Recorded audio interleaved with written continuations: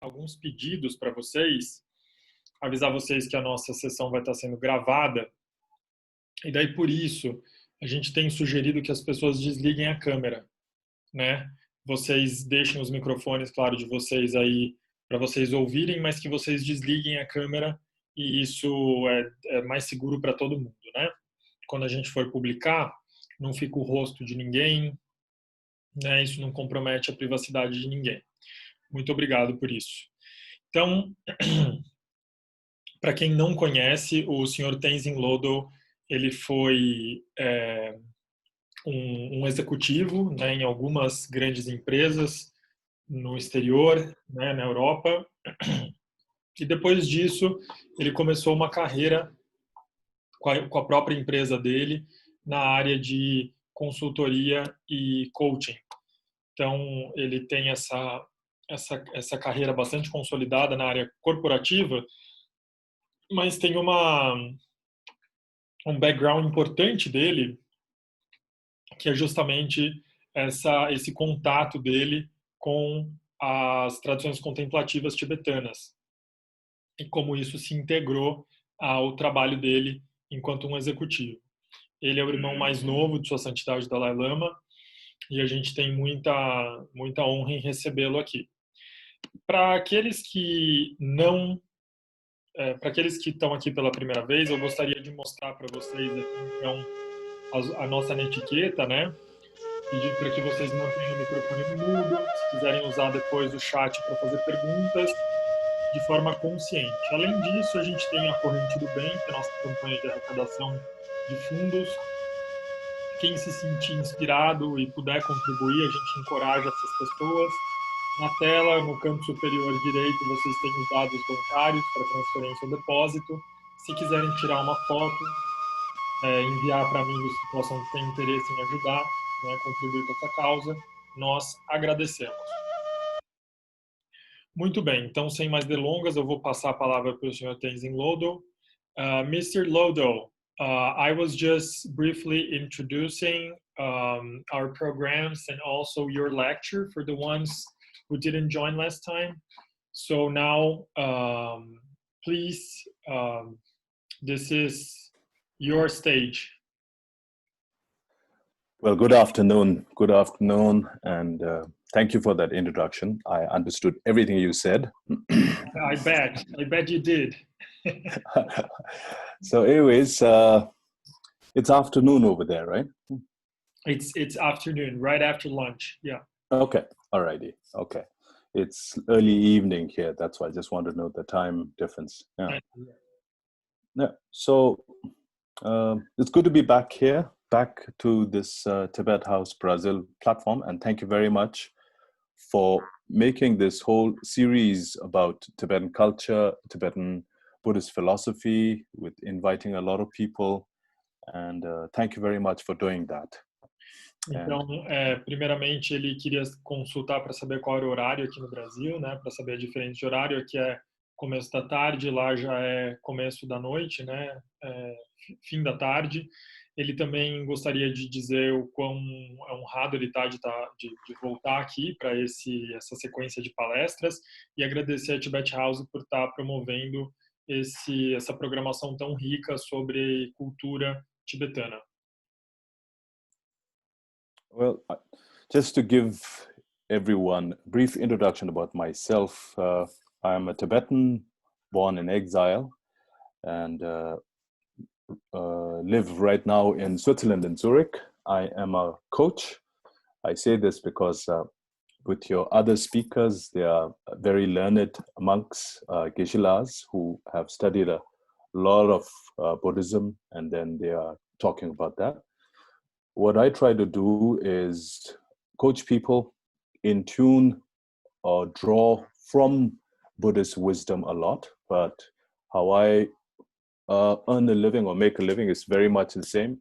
Like most of the people who are here, I have a family, I lead a family life, and I am a coach. I coach for a living. Então, primeiro eu gostaria de me apresentar para vocês. Eu sou um tibetano nascido no exílio. Eu sou um coach, né? Eu sou um mentor. nesse momento, e eu digo isso, gosto de lembrar, porque eu sei que a maior parte dos professores que vocês têm aqui são professores monásticos, né? Tem alguns geshes que estão dando aula para vocês, e eles são pessoas que estudaram durante muitos anos a filosofia e a psicologia budistas, né? Não é o meu caso. O que eu faço é esse trabalho de mentoria hoje em dia, né, de coach, e eu tenho uma família e moro em Zurique, na Suíça. Okay, so a few days ago, it was His Holiness the Dalai Lama's birthday, and Tibetans all over, and a lot of people who have their hearts with Tibet and who appreciate His Holiness have celebrated. This was a week ago. So in preparation for what I'm going to speak to you today, I thought a lot about, how this great human being has contributed to humanity, coming from Tibet and embodying a lot of spiritual qualities that we need today in this world. Então, talvez alguns de vocês já saibam, né? Alguns dias atrás, nós tivemos o aniversário de Sua Santidade Dalai Lama. E muitos dos que têm apreço por ele, né, se sentem inspirados pela causa tibetana, eles celebraram.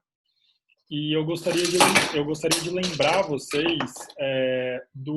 da importância, né, que tem essa figura do Dalai Lama, não só no aspecto espiritual, mas também como uma inspiração, né, nas suas grandes missões, nos seus grandes compromissos de vida. So His Holiness has 4 commitments in his life, and I think you all are very well aware of that, since I think Mr. Tenzin Lodoe talked about that, so I'm not going to go over that. But that is the platform from where I wanted to start today's topic for freedom from limitations.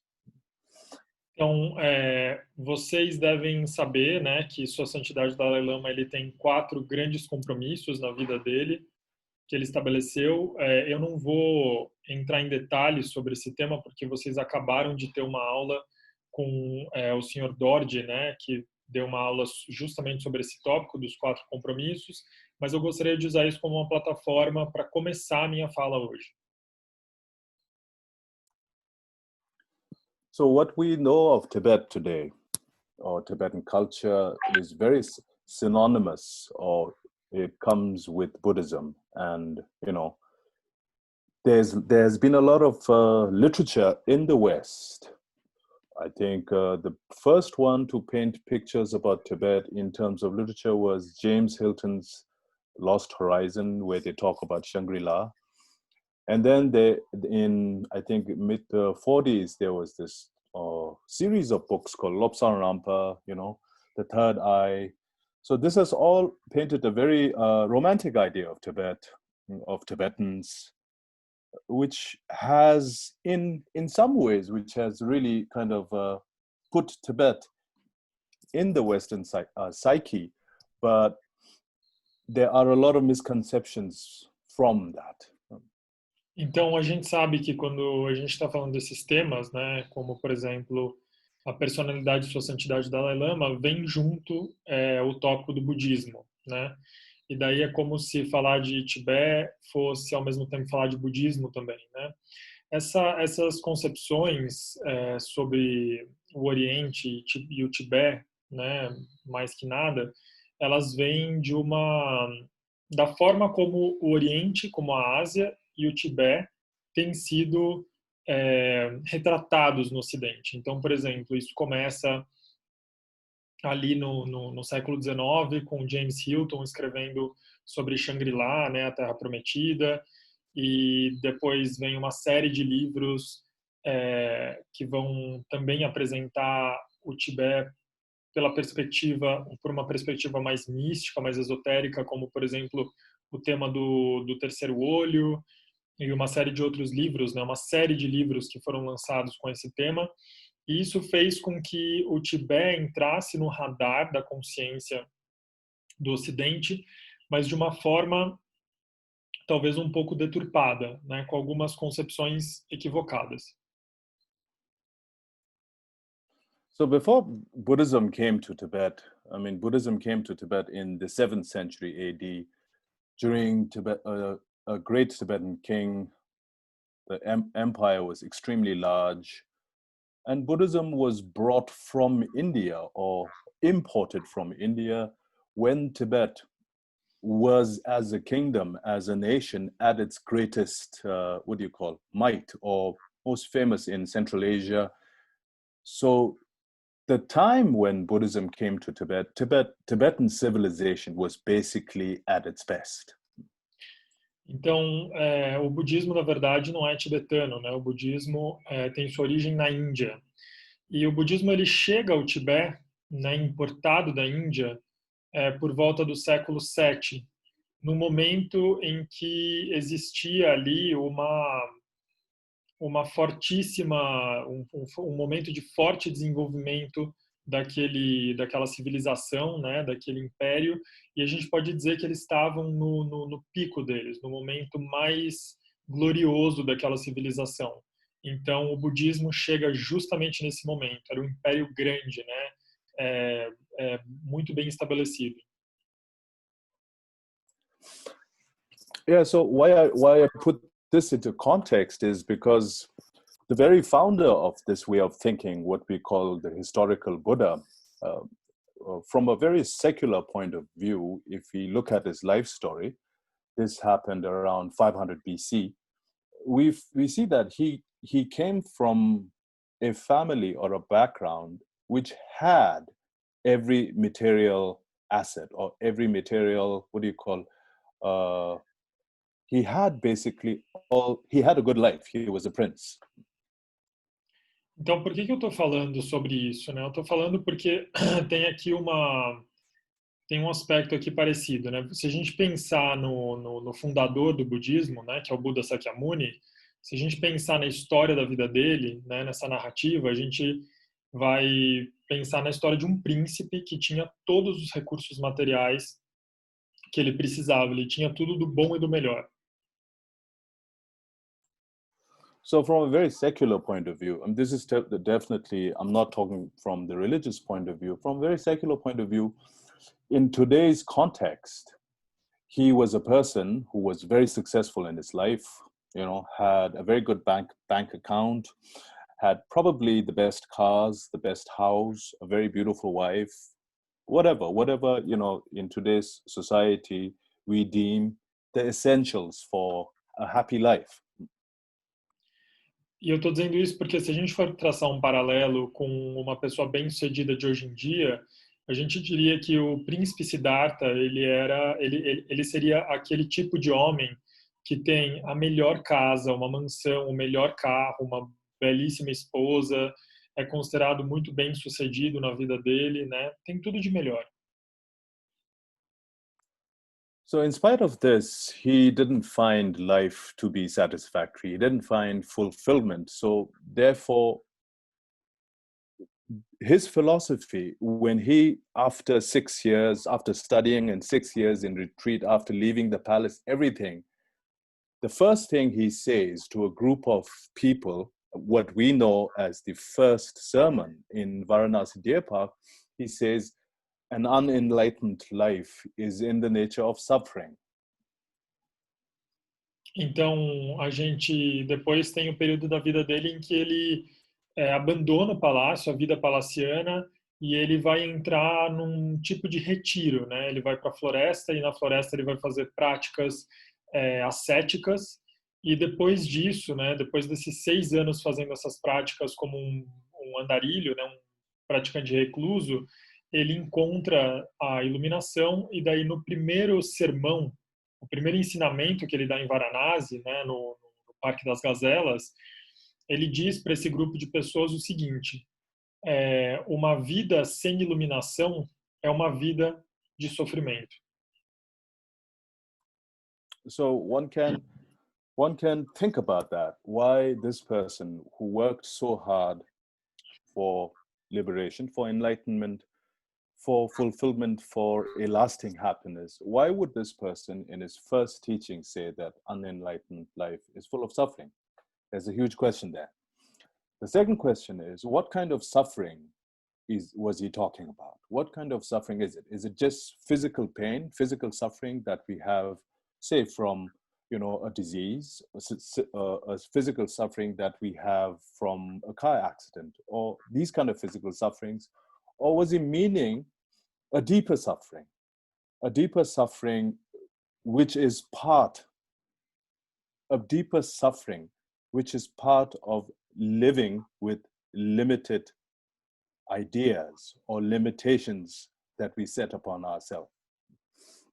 Então, a primeira pergunta que a gente faz é, enquanto um ex-príncipe, né, um homem que vivia uma vida palaciana de luxo, né, e de muito conforto, ele, no momento que ele abandona essa vida, ele dizer que uma vida sem iluminação é uma vida de sofrimento, o que isso significa para a gente? Em segundo lugar, a gente se pergunta de que tipo de sofrimento ele está falando. Será que ele está falando de sofrimento físico? Ou seja, tipo uma doença, ou talvez o sofrimento que vem de um acidente de carro, por exemplo? Ou será que ele está falando de um tipo de sofrimento mais profundo? Como se fosse um sofrimento mais no nível mais sutil, né? Que tem a ver com essas amarras, essas ataduras, essas couraças que nos prendem e nos limitam nessa vida. So when we think about that, then we break the fold of religion, so to speak, and make the essence of what this whole philosophy is talking about. And this is a human philosophy, so human beings haven't changed that much in terms of the inner ecosystem that is, with these days with us, those days, human beings, the same kind of things internally. So now I'm going to jump again back to the Tibetan Empire. The Tibetan Empire, in a nutshell, embraced Buddhism when it was at its height. From the 7th century till the 9th century, that there were 3 really important or famous Tibetan kings who did a lot to bring Buddhism from India. Initially, because Buddhism was already prevalent in China and India, during the 8th century, there was this king called Tenzin Lodoe, who invited scholars from both India and China and held a great debate. This debate was trying to see which form of Buddhism, the one in China or the one in India, was a better philosophy, a better technology, a better mental technology. So we did this as a nation, and then we adopted Indian Buddhism. Então, se a gente olhar para a história do fundador do budismo, né, do príncipe Siddhartha Gautama ou do Buda Sakyamuni, a gente vai perceber que essa história, né, e quando a gente olha para ela dessa forma, a gente supera qualquer tipo de fronteira da religião e a gente chega no centro dessa filosofia, no coração dessa filosofia. E daí a gente percebe que ela é muito universal, essa abordagem é muito universal. Porque nós, seres humanos, nesses 2.500 anos, nós não mudamos nada, ou mudamos muito pouco do ponto de vista do nosso ecossistema interno. A gente mudou muito, sim, do ponto de vista das aparências. Então, a forma como nos vestimos, as tecnologias que nós usamos, mas do ponto de vista do nosso ecossistema interno, a gente não mudou quase nada. Agora eu vou pular de volta para o Tibete, né, para o Império Antigo, lá do Tibete. Então, relembrando, o budismo ele foi levado para o Tibete no século VII, no momento em que o Tibete estava no auge enquanto império, e ele ficou nesse auge, né? Foi um processo de 2 séculos, então do século VII ao século IX, e o império passou pela mão de 3 imperadores muito importantes para a história do Tibete, que colocaram muito esforço, né, que realmente se esforçaram bastante para trazer o budismo para o Tibete.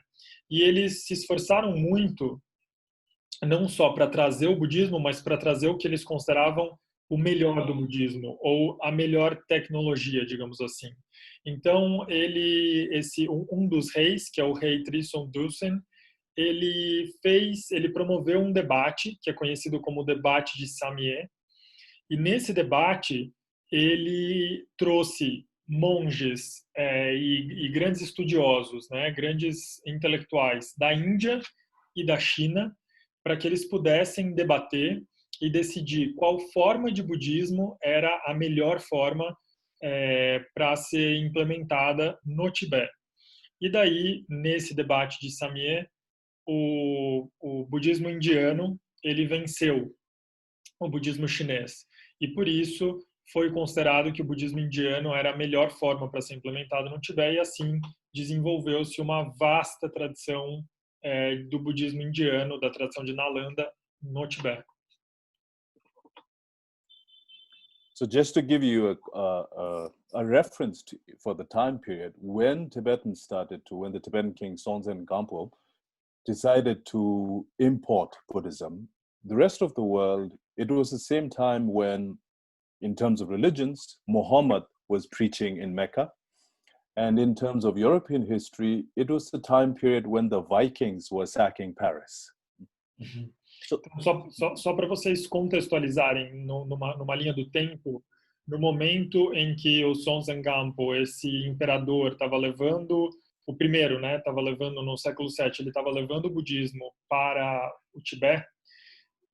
Isso, ao mesmo tempo, né, concomitante, os vikings estavam invadindo Paris e Mohammed estava começando a pregar em Meca.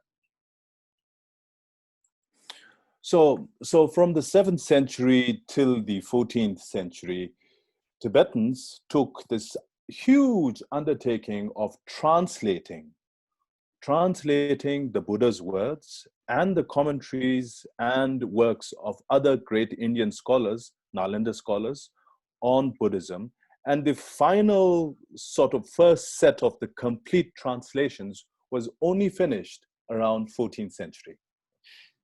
Então, para vocês terem ideia do esforço que foi feito para levar o budismo para o Tibete, eles começaram um processo de traduzir todo o Tripitaka e todos os ensinamentos Mahayana no século VII, e eles só foram conseguir terminar de traduzir, ou seja, o primeiro compêndio de escrituras foi traduzido completamente para o tibetano no século XIV. So throughout this period, this whole Central Asian plateau of Tibet, where the average Lhasa, our capital city, its height is about 10,000 feet. Towards the west, it's really, really high. I think Puri is one of the towns which is one of the highest where human habitation is. But basically what I'm trying to say is this whole plateau, the size of Western Europe, was united by one language and one philosophy within this time frame. So we find a great ecosystem for this kind of thought to permeate everything in life, from birth till death. Work, how you relate to life, has been imbued a heavy taste of Buddhism. So this was a very unique civilization on the roof of the world till 1959. Então, se a gente pensar no platô tibetano, né, pensando na sua capital, Lhasa, e pensando em toda essa região, né, que está a 10 mil metros de altura, 10 mil pés, né, ele falou, a gente precisaria converter isso, mas é considerado o teto, né, do mundo, o telhado do mundo. Toda essa área, né, do oeste ali, da Ásia Central, é a parte mais alta e é uma área muito vasta, né, uma área muito ampla. E a gente pode dizer que toda essa região, nesse período que eu falei para vocês, ela estava unida por uma só língua e uma só filosofia. Então, uma filosofia extremamente ampla, né, que cobria todos os ritos, desde o nascimento até a morte, todas as formas de encarar a vida, os relacionamentos, estava absolutamente tudo perfeitamente amarrado com essa filosofia, que era disseminada de uma forma muito completa e muito profunda. Então a gente pode dizer que ali se formou uma civilização muito particular, né, muito única. Perhaps it was because it was so higher altitude, or perhaps the country, what you call Western Tibet, central Western Tibet, is very dry, very harsh. And, life is very tough. The environment is very tough. So maybe Tibet was the perfect environment for human beings to incorporate this kind of inner training or inner mind training to deal with life. But whatever it may be, Tibetans managed to own this philosophy. And this philosophy, the people have gone through ups and downs, just like any other societies. We've had internal wars, differences between provinces and all of that. But at the core, this group of people have, in the 21st century, ushered or given the world a present.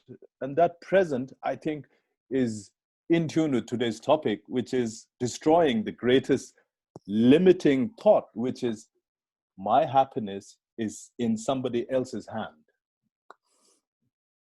Então, se a gente pensar, né,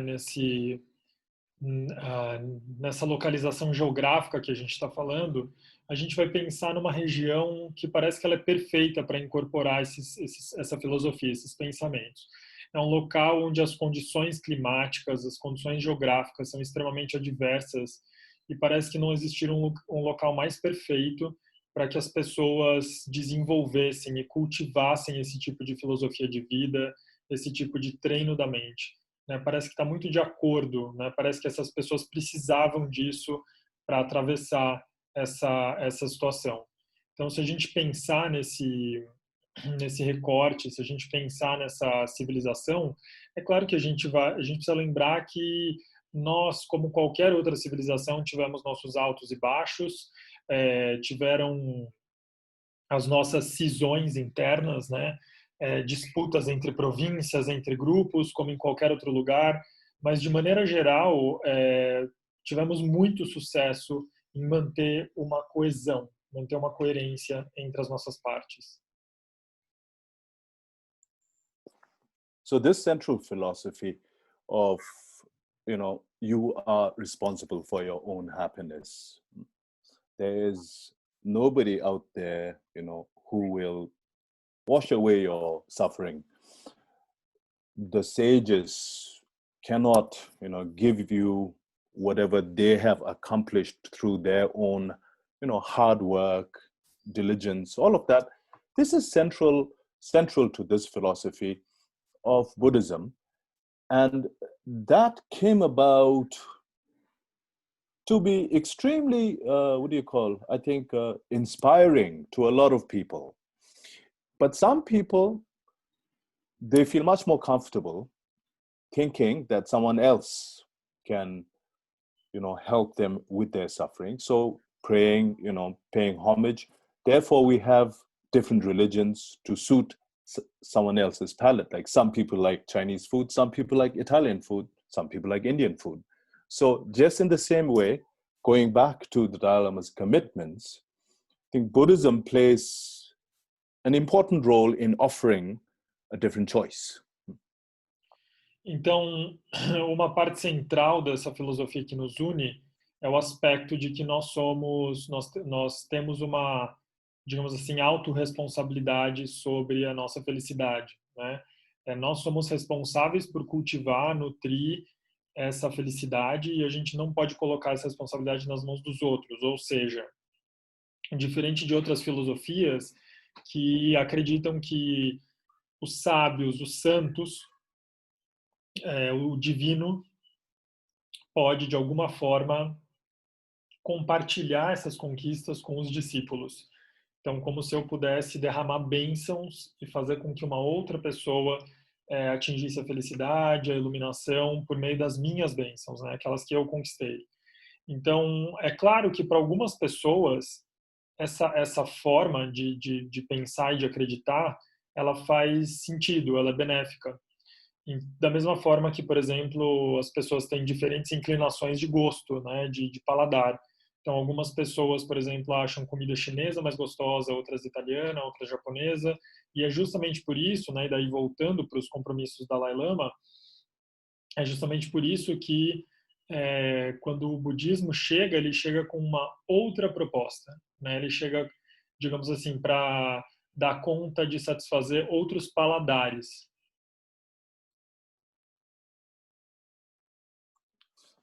So now that background said, now how is it relevant?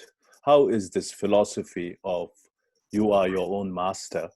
How is that relevant to our daily lives, to a life, a secular life, where you believe in goodness of the world, you believe in free will. We talked about free will the other day. We believe in liberty, and we believe in what do you call driving our own life. How does this philosophy fit into this? And that's going to be the bulk of what I'm going to talk about. E daí, quando a gente pensa nessa filosofia que, digamos assim, é o espírito do budismo, que é essa filosofia da autorresponsabilidade, da nossa responsabilidade por nossa felicidade, nossa própria felicidade, como nós somos os nossos próprios professores, como nós temos que aproveitar essa nossa liberdade, né? A nossa liberdade de vontade, né? De desejar alguma coisa. A gente falou um pouco sobre essa liberdade na última palestra, né? Então, como é que isso está relacionado ao nosso tema, né? De conseguir superar as limitações. Então, eu quero amparar minha fala nesse ponto. So most of us have been through a schooling system wherever we grew up, right? In the 20th century, 21st century, a lot of schools which teach us or which equip us to face life, to become a professional, or to do whatever. It's supposed to help us lead a happy life. And to a greatest extent, that is very true in terms of giving opportunities to the maximum. But when we grow up, or when we are fed information, when we are taught that life is measured by how much you have externally, materially, then it throws away a lot of potential or human resources into the dark.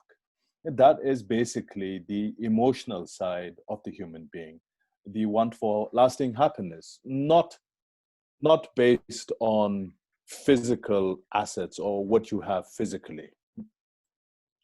Então, ao longo da nossa vida, nós passamos por processos de educação. Por exemplo, o sistema de educação, a escola, ele é um processo e que, teoricamente, ele deve nos ajudar a ganhar preparo para enfrentar os desafios, né, e todas as dificuldades da vida, e para que a gente consiga conduzir uma vida de sucesso, uma vida mais satisfatória e etc.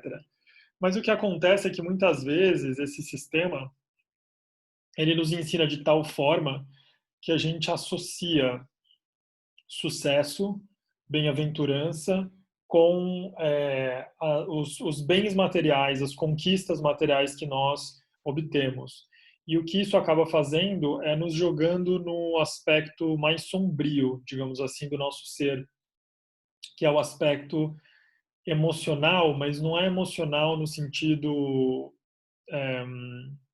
estrito das emoções, mas o aspecto emocional do desejo, né? Desse apego e dessa forma mais aflitiva das emoções. E daí a gente vai ficar, sem dúvida nenhuma, limitados, né? Por essas percepções equivocadas do que é sucesso e do que é a busca pela felicidade.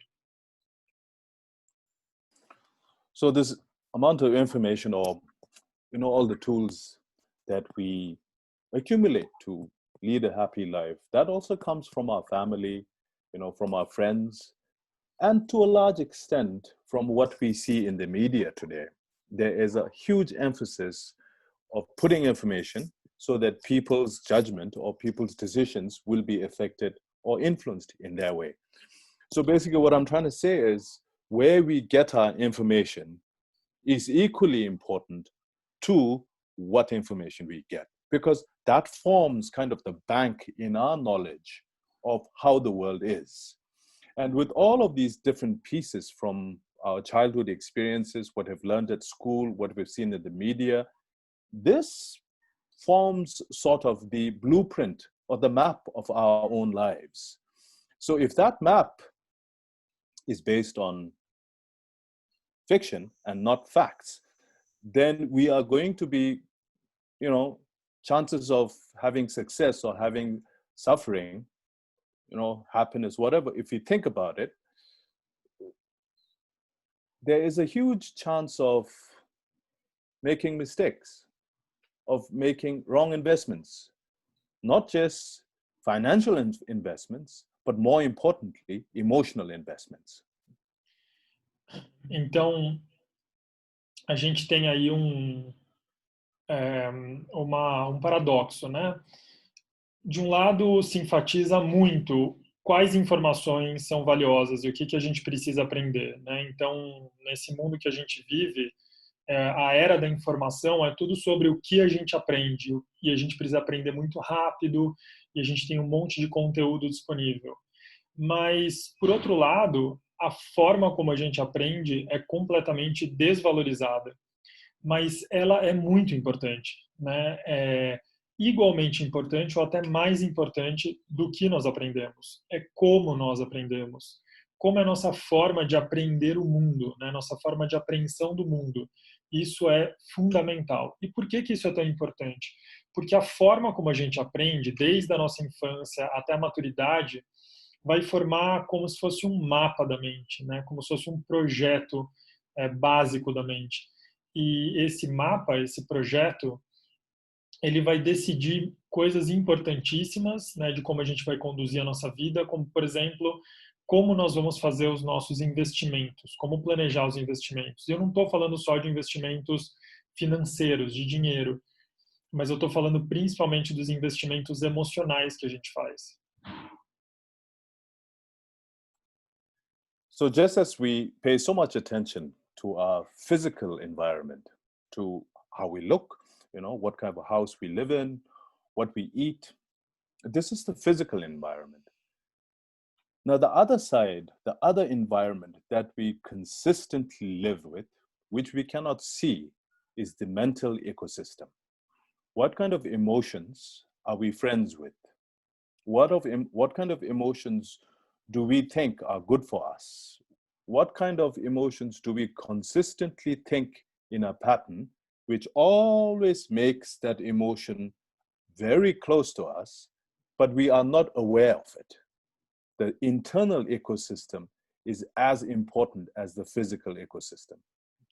Então a gente é muito inconsistente na forma como a gente se relaciona com os nossos dois aspectos, né? De um lado a gente dá muito valor para o ecossistema físico externo, né? Aquilo que a gente consegue enxergar. Então, por exemplo, que tipo de casa eu moro, quais roupas eu uso, qual é a minha aparência, qual carro eu dirijo, e a gente sempre está dando conta disso, né? Mas uma coisa que a gente normalmente não presta atenção é nesse ecossistema interno, ou seja, por exemplo, quais são as emoções que são minhas amigas, né? Com que tipo de emoção eu faço amizade? Ou seja, de quais emoções eu me aproximo? Com quais emoções eu me identifico? Quais são os padrões emocionais mais presentes e mais constantes na minha vida? E daí, quando eu dou conta de fazer isso, né? Quando eu consigo olhar para isso, é justamente o momento que eu começo a prestar atenção nesse ecossistema interno, que também é muito importante, que a gente negligencia muito. So these internal emotions or internal ecosystem that we all have, this has been somewhat neglected because the rate of physical advancement or the rate of physical improvement in terms of facilities for human beings on this planet has tremendously increased, tremendously increased. Centuries ago, people thought, the sun was the creator of the planet, of men, everything, and they prayed, they offered sacrifices, all of that. Now we've come to a point of life where, we are succeeding in making this planet our home in a nice way. Yes, we've fought wars, we've done a lot of ugly things, but on the whole, humankind, on the physical level, has advanced tremendously. Do ponto de vista do desenvolvimento material, a gente avançou muito, né? Nós estamos cercados de evidências desse avanço e desse desenvolvimento. Se a gente olhar para o nosso passado, e um passado relativamente recente, muitas civilizações cultuavam deuses, acreditavam que, por exemplo, Deus Sol era criador de tudo e que você precisava matar e sacrificar seres para agradar esse Deus. E daí, de repente, a gente começou a olhar para as coisas de uma forma mais crítica, mais científica, e daí a gente agora, nesse momento, o momento que a gente está vivendo agora, a gente está fazendo um tremendo esforço para conseguir viver nesse planeta de uma forma mais harmoniosa e amigável. Claro, a gente passou por momentos horríveis da história, né? Nós lutamos guerras, nós destruímos o ambiente, isso é verdade, mas o momento que a gente chegou é inegável. Nós tivemos um tremendo avanço e continuamos, né, nesse sentido, querendo avançar para uma existência material mais harmoniosa e mais positiva nesse planeta. So, given the physical advancements in science, education, all of these things, the age of discovery, age of Renaissance, all of these are human advancements. But again, we come to the same basic challenge of what is it that we should be doing to have a sustainable happiness that is beyond what is popular out there. For example, you might ask anyone in the world, do you want, what is success to you? And 99% of the time, that person will have material wealth. I want to be rich. I want to be well off. Yes, very practical. Without money or without assets, you cannot do much in this world. A lot of things are dependent on that. But the key question is, how much is enough? Então, pensando no nosso desenvolvimento material, né, pensando nesse desenvolvimento físico, de fato nós avançamos muito, né?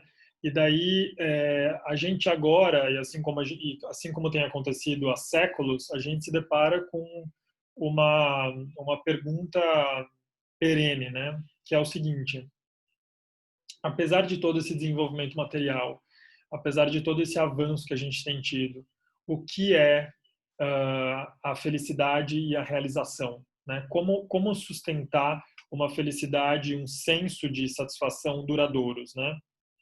Porque se a gente perguntar para as pessoas em diferentes épocas o que é felicidade para você, ou o que te faria ficar feliz, satisfeito, muito provavelmente essas pessoas responderiam algo como ser rico, ter bens, ter recursos, e sem dúvida nenhuma isso resolve boa parte da vida.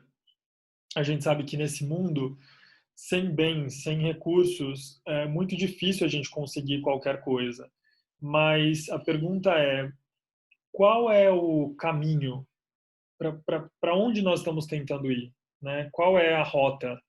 Por qual caminho nós estamos indo? Né? Que senso de satisfação é esse? Que senso de felicidade é esse que a gente tem procurado por meio desses recursos materiais e desses bens? So in that sense, some people, some very intelligent, beautiful people, sort of put a limit to their life, thinking that unless I have that much, my life is not fulfilled. Or to take it to another, part is some people kind of think, okay, my life will start once I achieve this much in terms of financial achievements, right? So these are all physical limitations that we put on life. And this is very prevalent in materialistic societies. But if you go to a not so materialistic society, then again, there is this trap of thinking, okay, money is not important, so therefore I will not work for money. If that comes from an understanding where you are self-sustainable, then it's fine. But if that comes from a side where you don't want to work because you are tired of working or you're basically lazy, then that's another extreme. That becomes another limiting thought. E daí é claro que para a gente entender que caminho é esse, né, da busca de satisfação por meio dos recursos materiais, algumas pessoas inteligentes, elas entenderam que tem um limite para isso, né? E daí começaram a se estabelecer alguns limites, né? Até onde que a gente deve enriquecer ou até onde que esse dinheiro, esses recursos vão me trazer felicidade. Então, algumas pessoas disseram assim, olha, isso daqui é suficiente para viver uma vida feliz. Outras pessoas disseram, não, eu começo, na verdade, eu considero que a minha vida começou no momento que eu tenho determinados recursos, né? E a partir dali, então, é que eu vou ir acumulando cada vez mais. E daí é claro que isso são sistemas e formas de organizar a vida numa sociedade materialista. Mas aí existem aquelas sociedades que não são tão materialistas. E daí nessas sociedades pode ter uma compreensão de que a gente não precisa de absolutamente nenhum recurso material. E isso pode ser um outro extremo de compreensão. Porque o problema aí é, se vamos supor, se eu digo que eu não quero trabalhar porque eu não preciso de nenhum recurso material, se isso vem de uma compreensão de como nós podemos ser autossustentáveis, né, como nós podemos viver junto à natureza e nos sustentar, tudo bem, não faz mal. Agora, se você diz isso do ponto de vista de uma pessoa que não quer trabalhar, mas quer continuar sendo atendido e quer continuar subsistindo da boa vontade dos outros sem contribuir para a sociedade, daí isso é preguiça. E daí isso já é um outro problema, isso já é um outro extremo. So to put everything together, there are some things we can solve, some problems we can solve. There are some problems we cannot solve. So there is a great quote from Shantideva, a great Indian scholar, Buddhist scholar, says, if there's something you can do about it, why worry? If there's nothing you can do about it, why worry? Então, basicamente, a gente está propondo que não tem que se preocupar, né? Porque sempre tem uma saída e sempre tem um caminho. Tem um filósofo indiano, né, do budismo, chamado Shantideva, que ele tem uma frase muito inspiradora, né, que diz assim: se você tem alguma coisa para fazer sobre esse problema, por que se preocupar? Se você não tem nada para fazer sobre esse problema, para que se preocupar? So in terms of limiting thoughts, there are many we all know. We catch ourselves sometimes, when our ego is hurt, and then we kind of get angry. Or sometimes we feel, I am not good enough. I haven't had something as a resource, so therefore today I am not in that position to do this. I mean, we find a sort of an excuse to tell ourselves that you couldn't do this because of something else. And this comes up very, very often, especially when we become adults, because there is no longer any other person telling us what to do, what we should do, what we should not do. The inner compass, so to speak, the two dangerous parts which really affect our lives in a negative way is either a lack of self-esteem or too much confidence coming in the form of ego. So ego and lack of self-esteem would be two biggest limiting emotions for a human being. Então a gente já entendeu que a vida, ela tem as suas limitações, né? Nós temos limitações. Mas existem formas de compreender melhor que limitações são essas e entendendo elas a gente pode se autoaperfeiçoar, né? Se autocultivar. Por exemplo, quando a gente se torna adulto, né, quando a gente adquire alguma independência, alguma autonomia, é muito comum que a gente comece, de um lado, ou a construir algumas desculpas para as coisas que a gente não conseguiu fazer ou que a gente não conseguiu ser bem-sucedido. Por exemplo, eu não consegui aquilo porque eu não tive apoio suficiente ou qualquer coisa do gênero, e daí a gente vai colocar a culpa em alguma outra coisa, ou a gente pode simplesmente dizer que a gente não conseguiu alguma coisa porque a gente era bom demais para aquilo, né? Aquilo estava aquém da gente. Então, resumidamente, a gente pode encontrar duas grandes limitações na nossa vida. Uma delas seria a falta de confiança, né? Ou a falta de autoestima, e a outra seria um ego extremado, né? Uma super confiança que vem dessa noção de ego inflada. Then from a Buddhist psychological point of view, the biggest limiting factor is thinking that everything is permanent. Thinking externally that what we see when we like something or we don't like something, a sense of permanence. We temporarily forget that this is also changing, that you are also changing, the sense of permanence. So the sense of impermanence or uncertainty becomes a huge tool in seeing the realistic understanding of reality, if I make sense that way.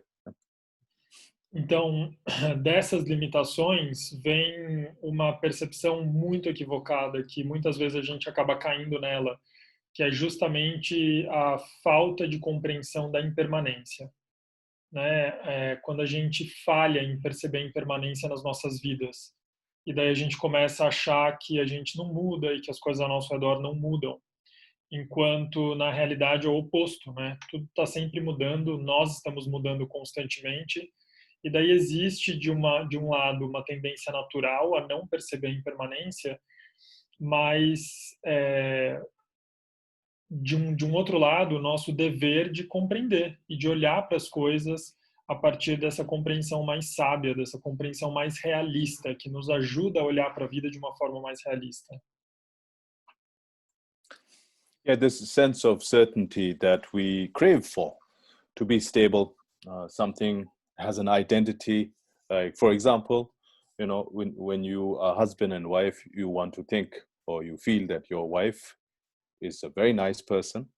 It's not going to change.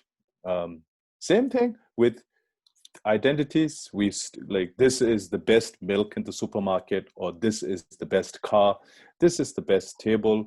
Oh no, this is not good weather. All these identities that we give, when we give a certain, I don't know how you can put it in Portuguese, but when you give a certain character, a non-changing character to something, what that really does is, when you give a concrete character, internally, in your internal ecosystem, there is a sense of either liking it or not liking it. So the identity that you give to something as solid and non-changing, what that does is it gives rise to this emotion from inside you that is either something really good, I must have it, or something really bad, I don't want it. So at the root of Buddhist thought, the concreteness comes from thinking that this was like this eternally. And the thought that kind of counters this is the thought that this is born on conditions and causes. So this table was made from wood, which was once a tree, which was once a seed. This continuum of causality, when this is put into what we see on a daily basis, what we feel on a daily basis, and to a level of what we think, if we put this interdependent origination formula, what it essentially does is it cuts down the chances of severe attachment or severe hatred. So amazing. Thank you so much for that. Então, essa inclinação que a gente tem, essa inclinação natural que a gente tem pela segurança e pela estabilidade, ela vem, claro, da necessidade que a gente tem por conforto e por se sentir protegido. Por exemplo, se você tem um marido, se você tem uma esposa e os seus filhos, né? É claro que você, quando olhar para essa pessoa, para o seu cônjuge, você vai sentir que aquela pessoa é a pessoa mais bacana para você estar perto, ela é uma pessoa muito legal, é a melhor, e que isso vai continuar sendo assim para sempre. Né? É assim que a gente constrói a relação, é assim que a gente normalmente nutre uma relação. Da mesma forma, a gente faz com os objetos. Então, por exemplo, a gente cria categorias, né? A melhor marca de leite do supermercado, o melhor carro da concessionária. E é justamente dessa forma, quando a gente vai atribuindo identidades fixas e imutáveis aos fenômenos, que a gente começa a criar esse senso de gostar e não gostar, ou que a gente, na psicologia budista, chamaria de apego ou aversão.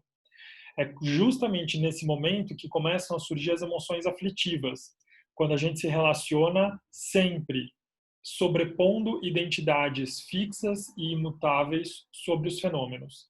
E daí é assim que a gente vai começar a enxergar, é assim que a gente vai começar a perceber e a sentir as coisas no mundo. Né? E isso vem junto, né? Isso vem totalmente misturado com essas experiências extremamente perturbadoras e aflitivas de quando a gente se relaciona com os fenômenos dessa forma, né? Quando a gente não consegue limpar, digamos assim, essa essa existência independente e fixa das coisas. Quando a gente consegue, por exemplo, olhar para uma mesa e dizer assim, eu gosto dessa mesa, mas de alguma forma a gente consegue manter um lembrete na nossa percepção de que aquela mesa, ela nada mais é do que madeira, e madeira nada mais é do que árvore, e a árvore nada mais é do que uma semente.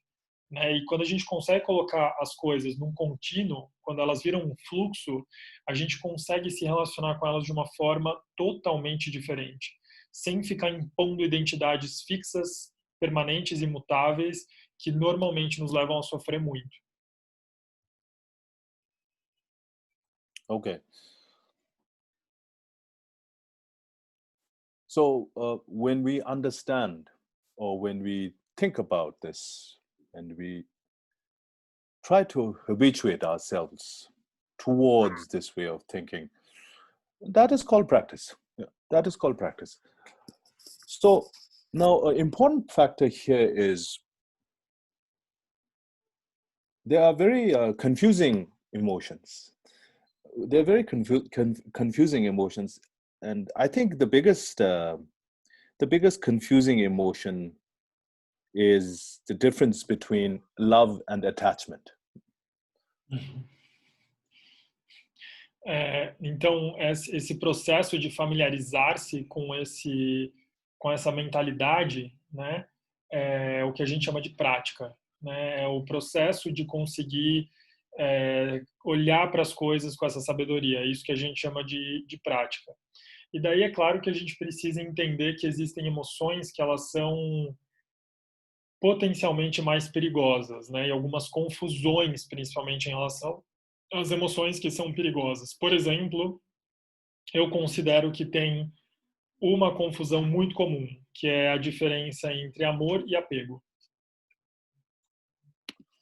Yeah, from a Buddhist perspective, Buddhist psychological perspective, anger, hatred, dislike, all belong to one club. And then the other club is attachment, addiction, craving. But both of them originate from the same thing, which is the lack of an understanding of dependent origination, right? We know this as Buddhists, but when we translate that into everyday secular language, it sort of is like nobody likes to be next to an angry person. And that angry person, himself or herself, if they realize that anger is something that they can control, that without which they would be happier, without which they would be happier, then they are freeing themselves from that limiting thought. The limiting thought being, anger is normal, anger is protecting me, I feel stronger when I'm angry, I get things done when I'm angry, anger is my friend. That becomes the limiting thought in everyday life.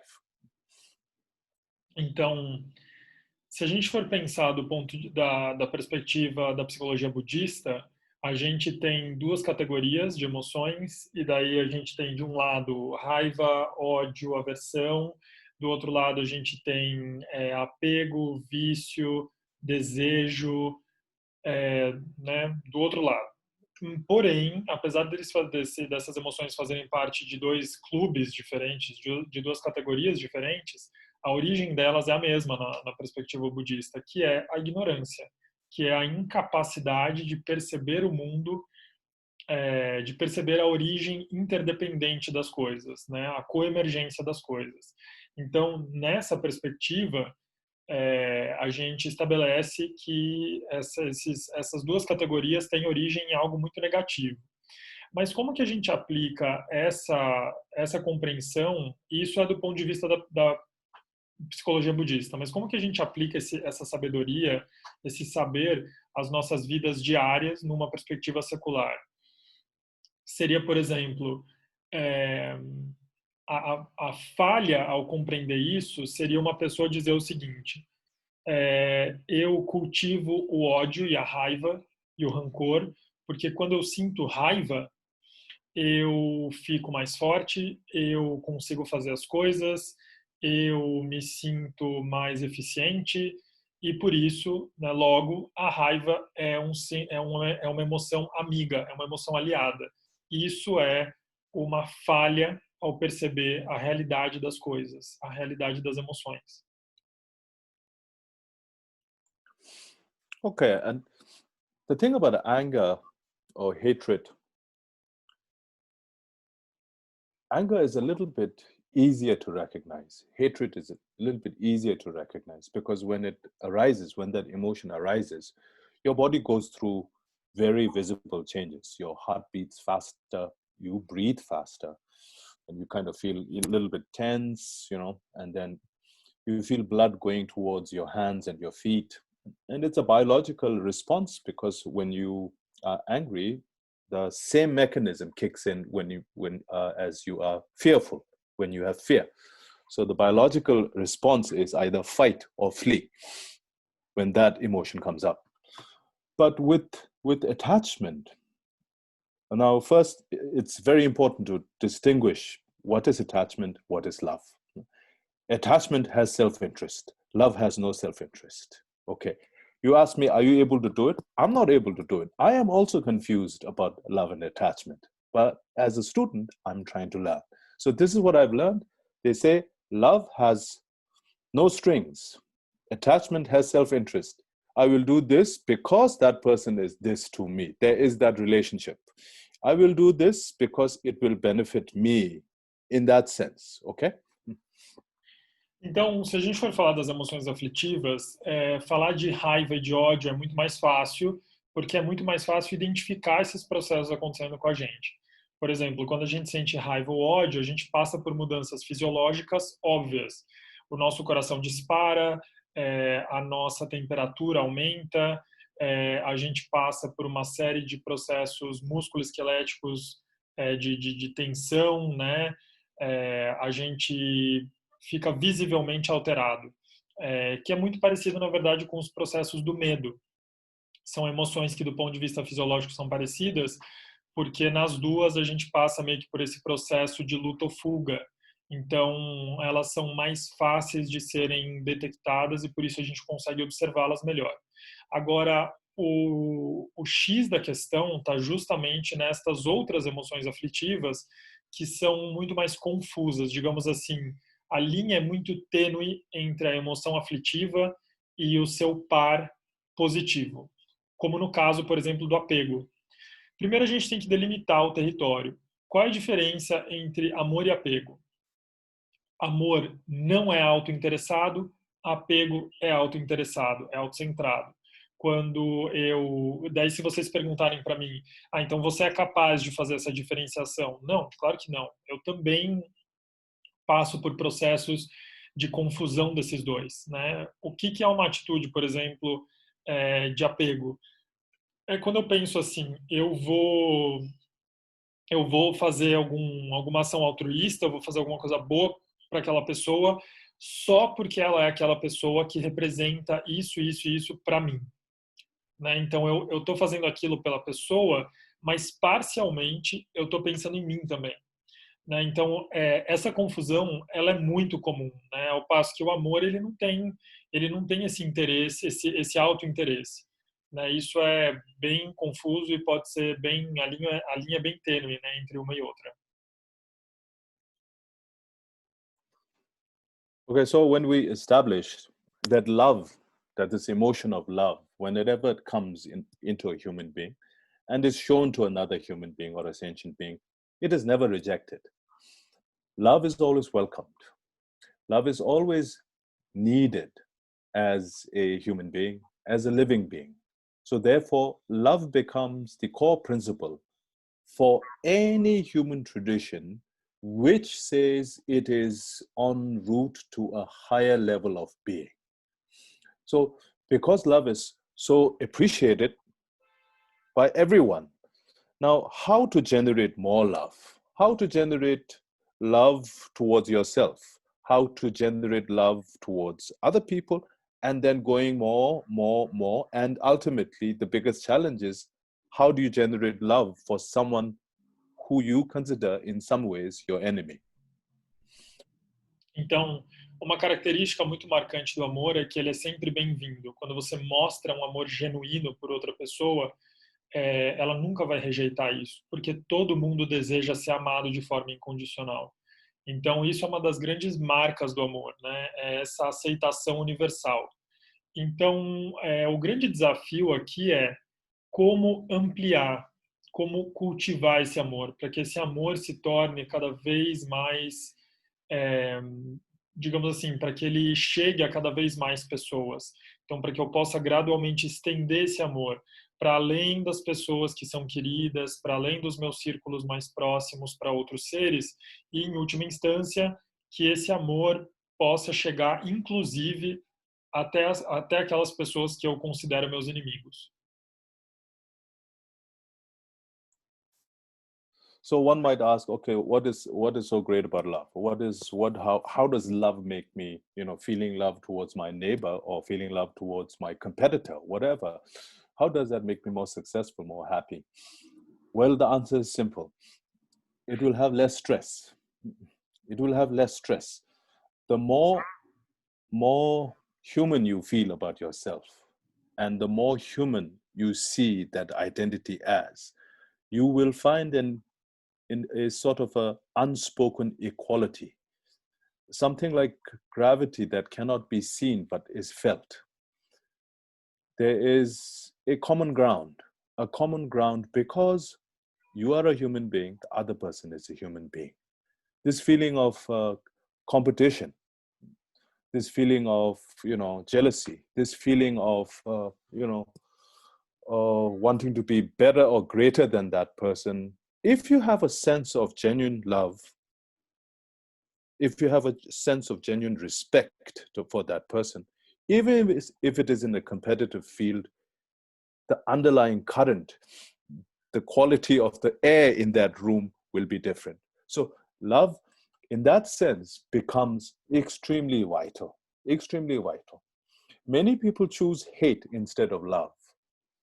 And when they choose hate instead of love, it is not because hate is better than love. It is because they lack the resources to understand that love is better than hate. And therefore, in this situation, Buddhist psychology says that person who is hating you is an object of your love, because that person is really suffering. Então, essa ideia de que o amor ele pode superar os nossos limites, né? A gente pode, diante dessa ideia, a gente pode se perguntar, mas o que exatamente eu ganho cultivando amor pelo meu vizinho ou cultivando amor pelo meu inimigo, né? E daí a resposta que eu daria para vocês é muito simples. Você ganha menos estresse na vida. É exatamente isso, menos estresse. Porque quando a gente conduz uma vida mais amorosa, a gente consegue sair realmente desses ciclos de sofrimento que estão muito ligados com os tipos de relação que a gente estabelece com as pessoas. A gente sai desses ciclos de competição, desses ciclos de ciúme, de inveja, e é como se no local onde nós estamos, né, o local onde a gente está praticando essa amorosidade, existisse uma força invisível, quase como se fosse a força da gravidade, que a gente sabe que está aqui o tempo todo, ela está exercendo, ela está sendo exercida sobre nós, e apesar da gente não conseguir, ou seja, a gente não consegue tocá-la, a gente não consegue cheirá-la, não consegue percebê-la, mas a gente sabe que ela está aqui. O amor, ele tem essa condição, né? Ele é uma força universal que a gente não consegue enxergar, mas sem dúvida nenhuma a gente consegue sentir o benefício, né? A gente consegue sentir o impacto desse amor. Então, por exemplo, é como se a atmosfera do lugar onde as pessoas praticam essa amorosidade, é como se a atmosfera fosse diferente, né? E daí, quando uma pessoa ela escolhe o ódio ao invés do amor, ela faz isso claramente por conta de ela falha em perceber a realidade. É como se fosse um tipo de ignorância. E daí, de acordo com a psicologia budista, odiar, ter raiva, é uma limitação, é ignorância, ou seja, é sofrimento. Então, quem pratica amorosidade, além de tudo, tem o benefício de sentir que quando a gente olha para uma pessoa que sente raiva, quando a gente olha para uma pessoa que nutre ódio pela gente, ao invés da gente reforçar aquilo, a gente transformar aquilo num círculo vicioso, a gente vai olhar para aquela pessoa e dizer: ela é a pessoa que mais precisa da nossa amorosidade, porque uma pessoa que nutre raiva é a pessoa que mais sofre no mundo. Então, a psicologia budista ela vai inverter essa lógica e ela vai colocar um ponto final para esse ciclo de raiva.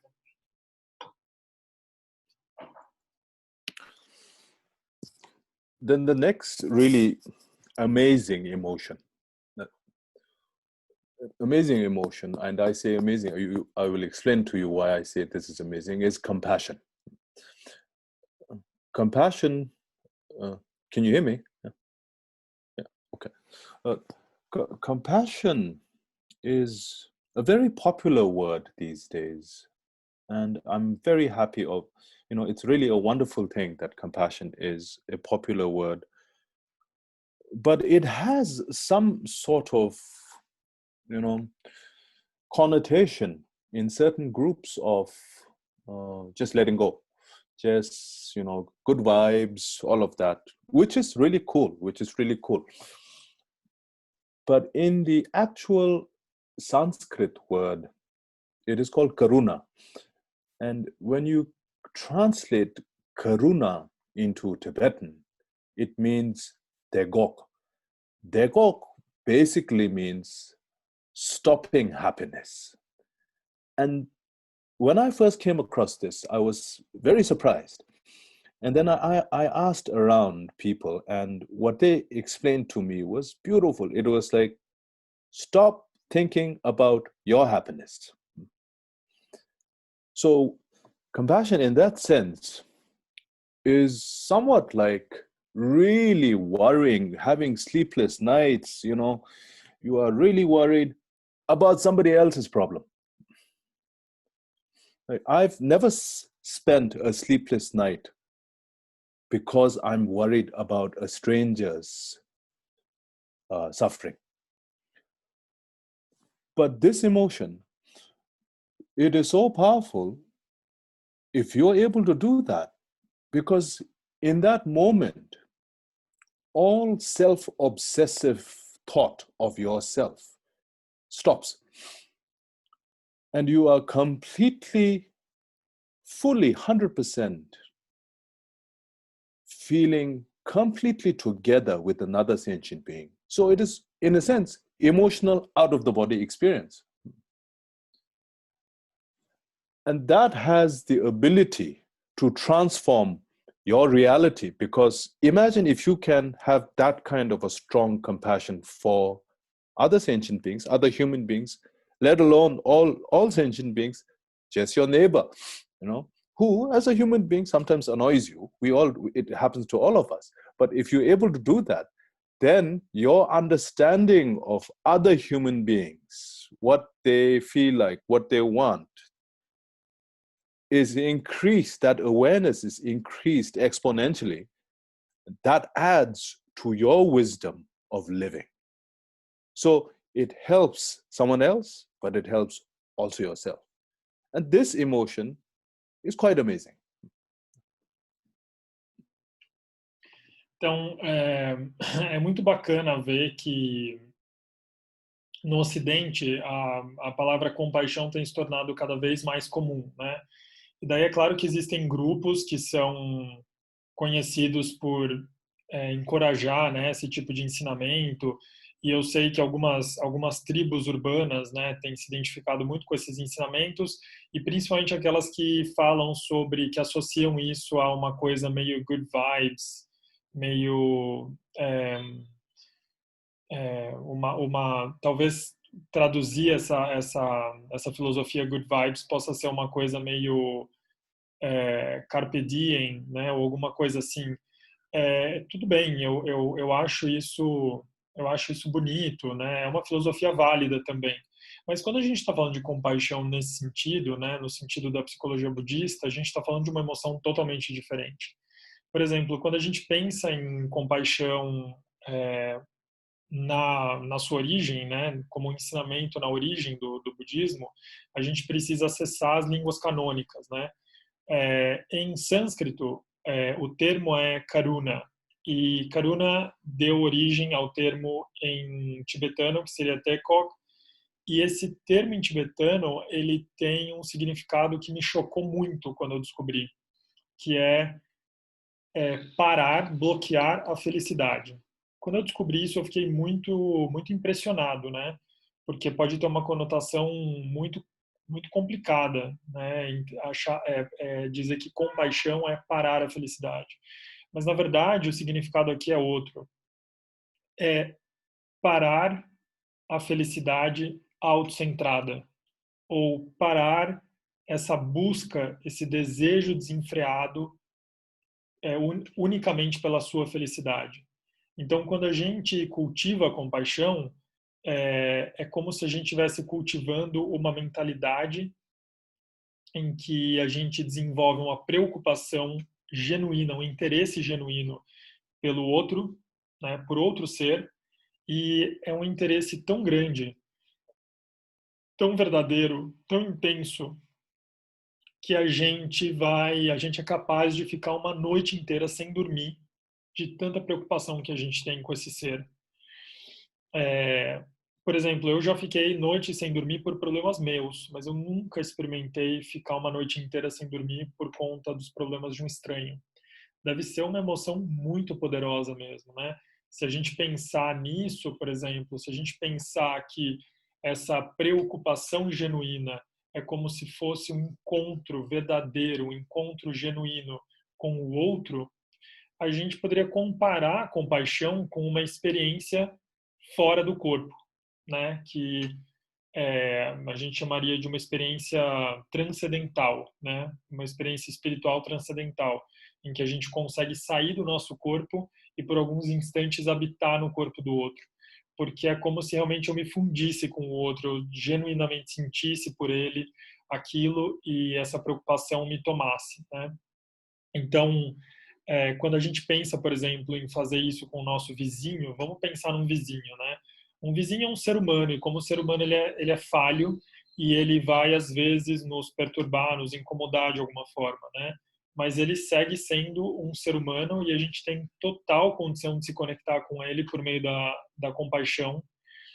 E essa compaixão, ela nos dá essa possibilidade maravilhosa, né? Essa possibilidade de ter uma experiência genuína de integração com outro ser e, ao mesmo tempo, a gente aprende com isso, né? A gente traz novas informações, a gente traz novas experiências dessa fusão, desse interesse genuíno pelo outro.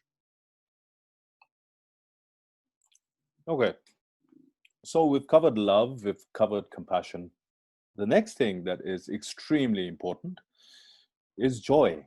And this joy is, if we translate that into our daily lives, when we work with people, when we struggle, to make a better living, sometimes there's this element of jealousy that creeps in, that, not jealousy in the straight, blatant way, but a very, subtle jealousy that comes up thinking, oh, I'm working as equally hard as that other person, but that person has success. Why not me? Things like that, which are very human. But that doesn't help us. That kind of emotion is very stressing. So instead of that, when someone succeeds, have joy. Have joy that, I've worked very much same as that person. That person has attained, victory or achievement. So I am so happy for that person. The more you have that, the experience of life becomes more joyous because you have so many reasons to be happy about. You will find someone being successful or someone being happy on a day, on the train, wherever. Just take advantage of somebody else's success and be happy, have joy. That increases your joy level during the day. That is another very important emotion. A gente já cobriu, então, amor, a gente cobriu compaixão, e agora a gente vai para uma terceira qualidade, para uma vida em que a gente supera essas limitações, para uma vida além das limitações, que seria a alegria. E aqui a gente está falando de uma alegria diferente, que seria uma alegria altruísta, né? Uma alegria empática. Então, por exemplo, é muito comum que na nossa vida a gente procure esse estado de alegria, né? Mas muitas vezes a gente não consegue encontrar porque a gente trabalha, a gente se esforça para conseguir alguma coisa e a gente não consegue. E nesse caminho é muito possível que às vezes a gente olhe para algumas pessoas e a gente perceba que, poxa vida, eu me esforcei tanto para conseguir o que eu queria, não consegui. Aquela pessoa, ela se esforçou a metade do que eu me esforcei e ela conseguiu. E daí é muito comum que nessa percepção brote a inveja, né? Mas a inveja é um sentimento extremamente estressante, extremamente aflitivo e normalmente não nos leva para lugar nenhum. Então, qual seria uma alternativa? O que a gente pode fazer? Desenvolver alegria empática, que é quando a gente constata que aquela pessoa trabalhou, por exemplo, menos que a gente e conseguiu aquilo que ela queria, por que não desenvolver alegria por ela? Né? Por que não pensar, puxa, que bom que essa pessoa conseguiu o que ela queria, que bom que ela chegou lá, me sinto feliz por ela. Essa felicidade empática, essa alegria empática, ela naturalmente vai se transformar numa experiência geral muito melhor, né? Uma experiência geral muito mais satisfatória. So that joy also goes into gratitude, having joy for what you have. Don't count things or don't measure your life with what you don't have. Then this is impossible. Be grateful that you're alive. Be grateful for what you have in life. Don't count what you don't have in life. That is the biggest limiting thought I have seen with people. And I also do that sometimes. So I catch myself saying, okay, Tenzin, you are looking at your life with what you don't have. That is completely stupid. Nesse sentido, quando a gente desenvolve alegria empática, a gente vai também dar conta de uma outra coisa que é muito importante para a nossa felicidade, que é pautar a nossa vida e pensar na nossa vida por aquilo que a gente tem, ao invés daquilo que a gente não tem.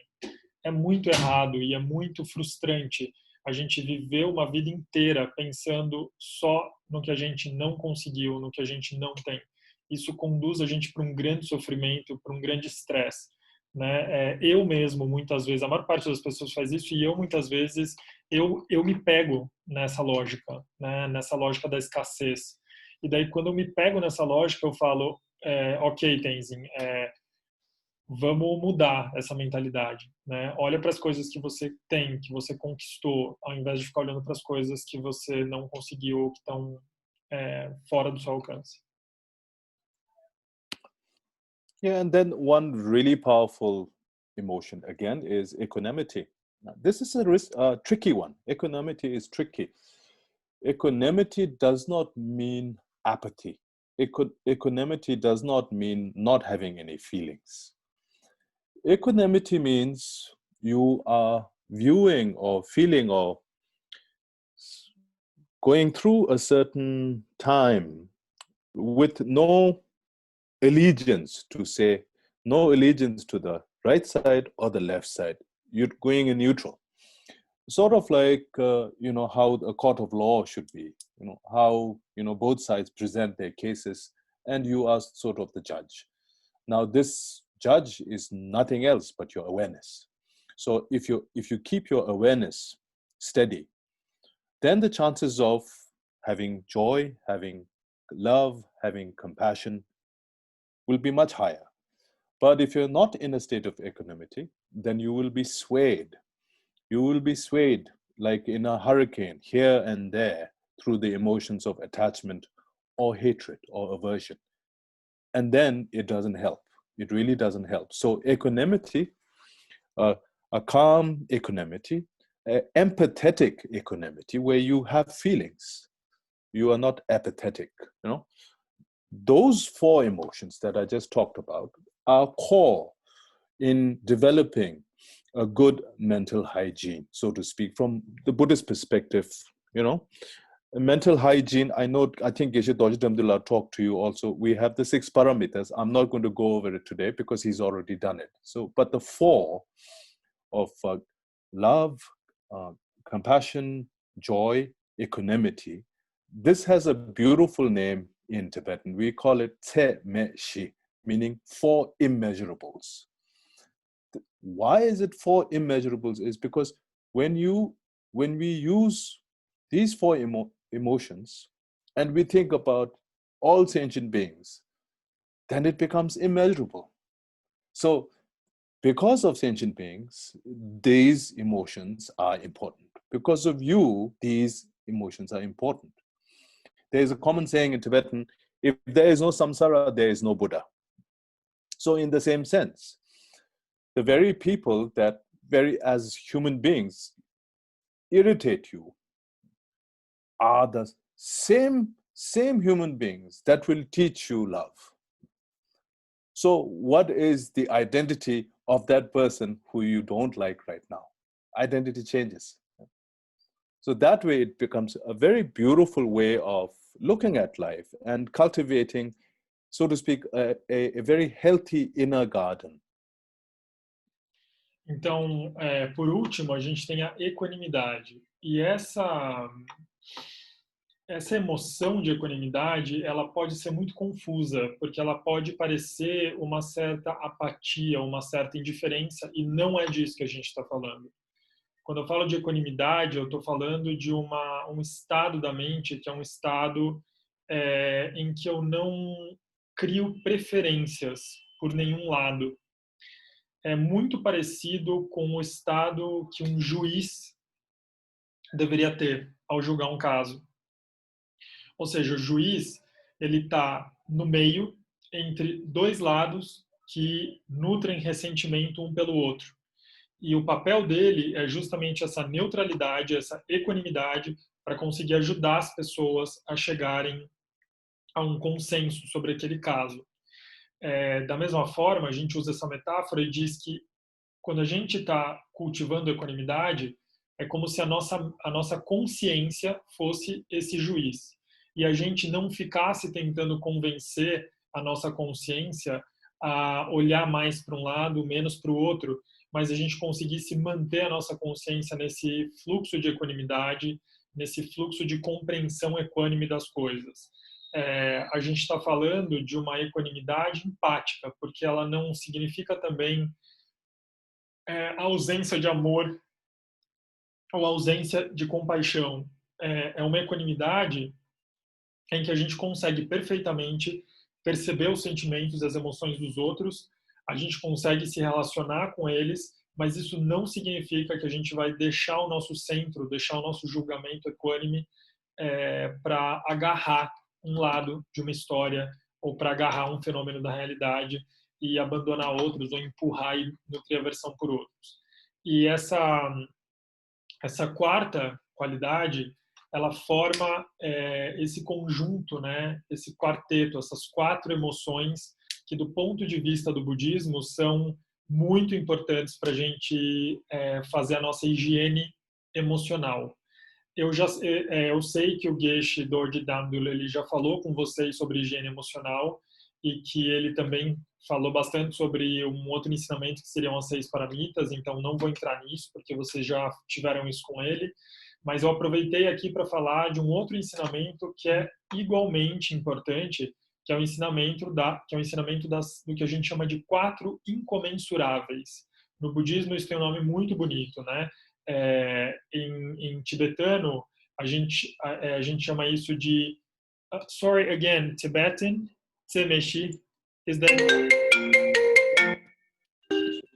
Sorry. How did you say In equanimity English, in Tibetan? No, sorry, the 4 immeasurables again. Tsemeshi, form immeasurables. Yeah. Tsemeshi. Tsemeshi. Yeah. Então, em tibetano, eles falam tsemeshi, que seriam as 4 incomensuráveis, e elas são incomensuráveis justamente porque elas têm essa qualidade de serem ilimitadas, né? Essas qualidades do coração, elas são ilimitadas. Por que ilimitadas? Porque quando você olha para você mesmo, quando você olha para o outro, não tem limite, não existe limitação, não tem fronteira, não tem diferença entre o eu e o outro, quando a gente olha para a vida pelas lentes destas 4 qualidades do coração. Então, dessa forma, a gente consegue cultivar uma vida para além de qualquer limitação. So yeah, so those 4 immeasurables are extremely powerful, and another key aspect that I've come across in my work is when we take ourselves too seriously. Sometimes we think we are the most important person on this planet, and some people kind of have a habit of thinking that. And without judging, if you notice, that habit really doesn't serve the person in daily work, in groups of friends or colleagues, or himself or herself when they're alone. They seem very, very uncomfortable. So taking yourself lightly, meaning you're just one human being. You have your own calling in life, which we call work, that we're dedicated towards. We want to do our work really carefully. That is the work. But taking myself very seriously, can't even laugh, and can't even have a good time with other friends. That is, I think, a very strong representation of self-cherishing. Self-cherishing based on this notion that, I am sort of permanent. I am the greatest. When that comes up, what it shows on the other side is the self-esteem is pretty low. Now, the self-esteem, the greatest self-esteem is, from a Buddhist psychological point of view, that everyone can become the Buddha. Everyone has the seed of Buddhahood in them. It is a matter of how you work at it, how much discipline you have in terms of ethical discipline, in terms of the practices of the 6, transcendals that Kishla talked about. And ultimately, what it really boils down to is, what is your methodology? What is your methodology? If you want to, from a very daily task, if you want to paint something, you put a first coating, you got to wait till the first coating is dry, then you put the second coating. There is a natural system of things. So some people kind of get in touch with this philosophy and they think, okay, I'm going to get this done in 1 year or 1 month sometimes, which is very, very unreasonable, and that more suffering than benefit. So the first approach that is recommended is first get rid of the harmful habits. First, get rid of the harmful habits, the habits that cause you more pain, the habits that kind of deplete your bank deposit, whatever you want to put it, the harmful ones.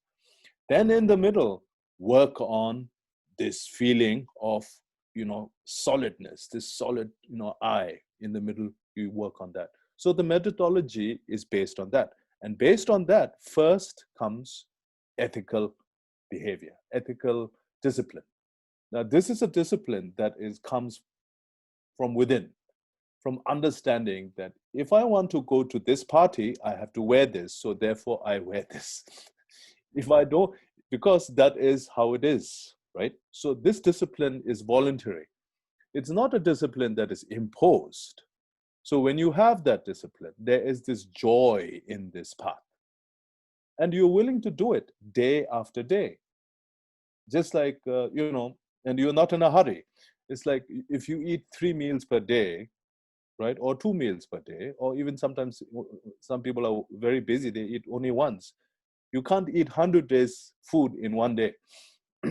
So that methodology of having patience, but belief in yourself, and then life kind of becomes a little bit better.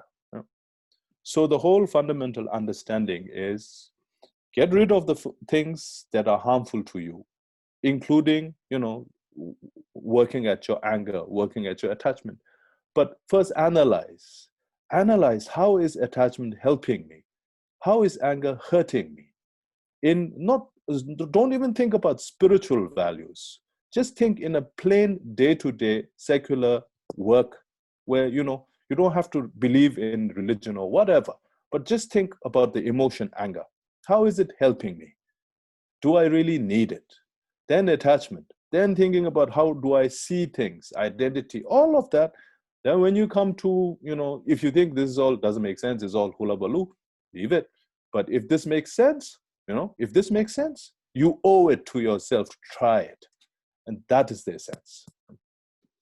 Então, além dessas 4 qualidades do coração, essas 4 incomensuráveis, existe uma outra coisa que eu queria adicionar aqui que eu acho muito valioso, que é como é ruim quando a gente se leva a sério demais. E eu já vou explicar o que é isso, né? Como é ruim quando a gente não consegue rir da gente mesmo, né? Quando a gente não consegue levar a vida de uma forma mais leve, quando a gente não consegue se encarar de uma forma mais leve. Isso é muito sofrido, isso é muito estressante, né? Quando a gente se identifica com a gente de uma forma tão sólida, tão dura, né? A gente se acha uma identidade tão rígida, tão fixa, tão imutável, que a gente não consegue ter nenhuma flexibilidade interior. E daí a gente se leva a sério demais e isso nos conduz a um grande sofrimento emocional. Em algumas compreensões, né, para algumas pessoas, isso pode ser, por exemplo, ter uma boa autoestima, né, ter um bom autoapreço. Então, eu me enxergar de uma forma bastante sólida, dura, é bom porque eu estou desenvolvendo um bom autoapreço, uma boa autoestima. Dentro da psicologia budista, isso não é uma forma saudável de autoestima.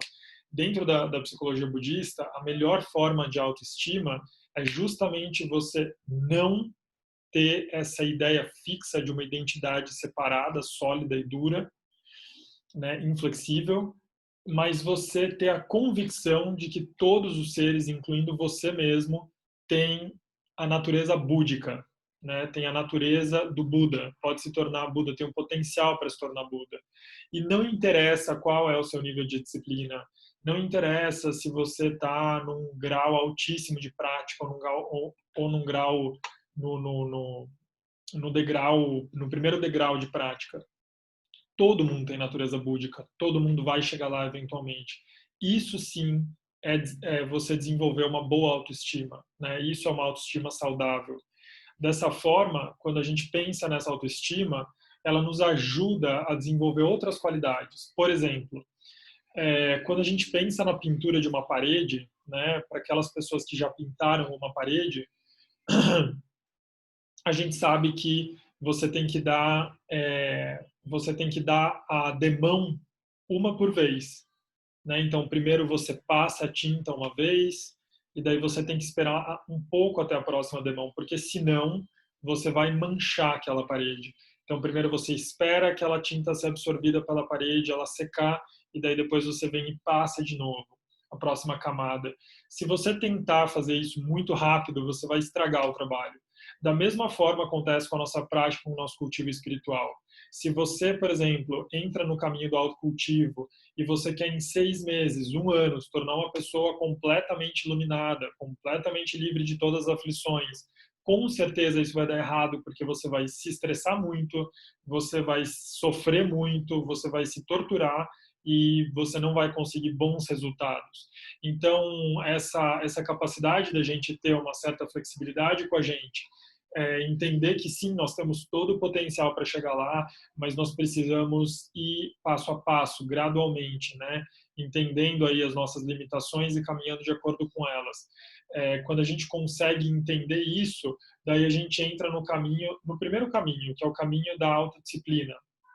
E essa autodisciplina, esse caminho ético da autodisciplina, ele é muito importante, porque quando a gente desenvolve uma disciplina heterônoma, né, que está ligada à heteronomia, ou seja, está ligada à opinião do outro sobre quem nós somos e o que nós devemos fazer, é muito perigoso, porque isso não é sustentável, né? Agora, quando a gente desenvolve de forma autônoma essa disciplina, é gostoso, é bom, a gente vai ter vontade de exercer essa disciplina ética, né? Como, por exemplo, eu quero ir para uma festa e tem um dress code para essa festa. Eu tenho que me vestir de um jeito para entrar nessa festa.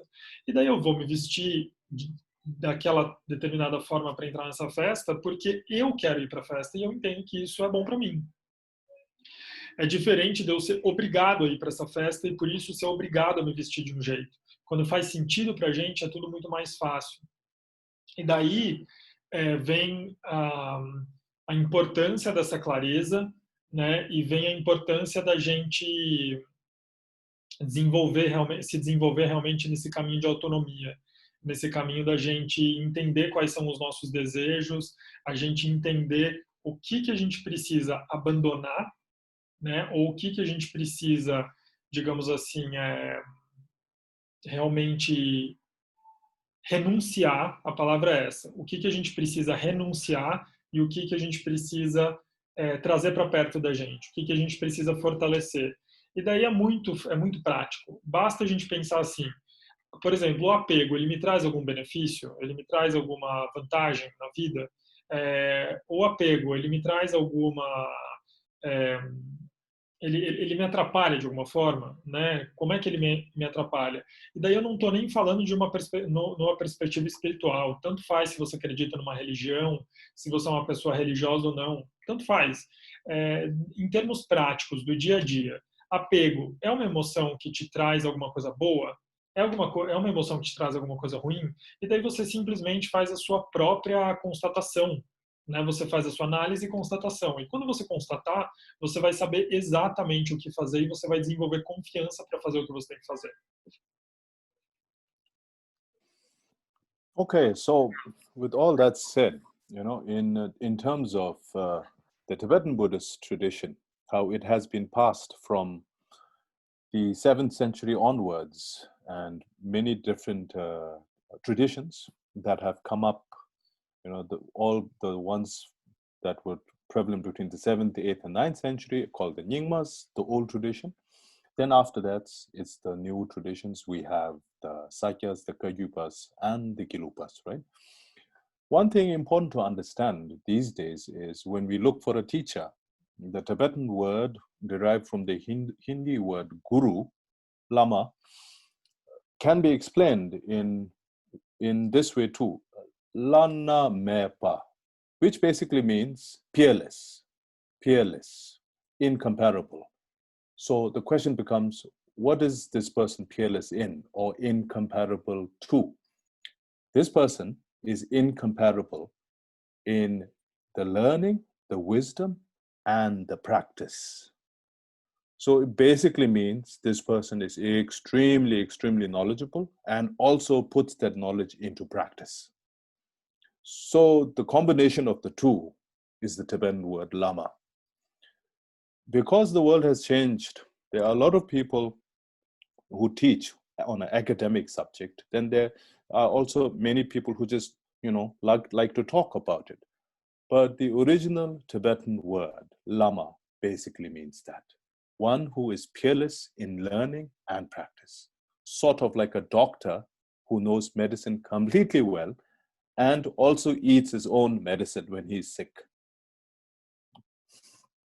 Então, tendo dito tudo isso, é importante a gente falar sobre como que a gente procura um professor, né?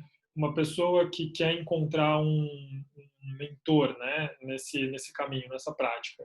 E daí é muito comum que no Ocidente as pessoas procurem o que em Hindi a gente chamaria de guru, ou a palavra equivalente em tibetano que seria lama, né? As pessoas querem procurar um professor. Como procurar esse professor? Primeiro a gente tem que entender o que essas palavras significam. Essas palavras significam o incomparável, ou aquele que é único, aquele que é ímpar. E no que ele é incomparável, no que ele é único? Em inteligência e prática. Né? Então, lama significa justamente isso.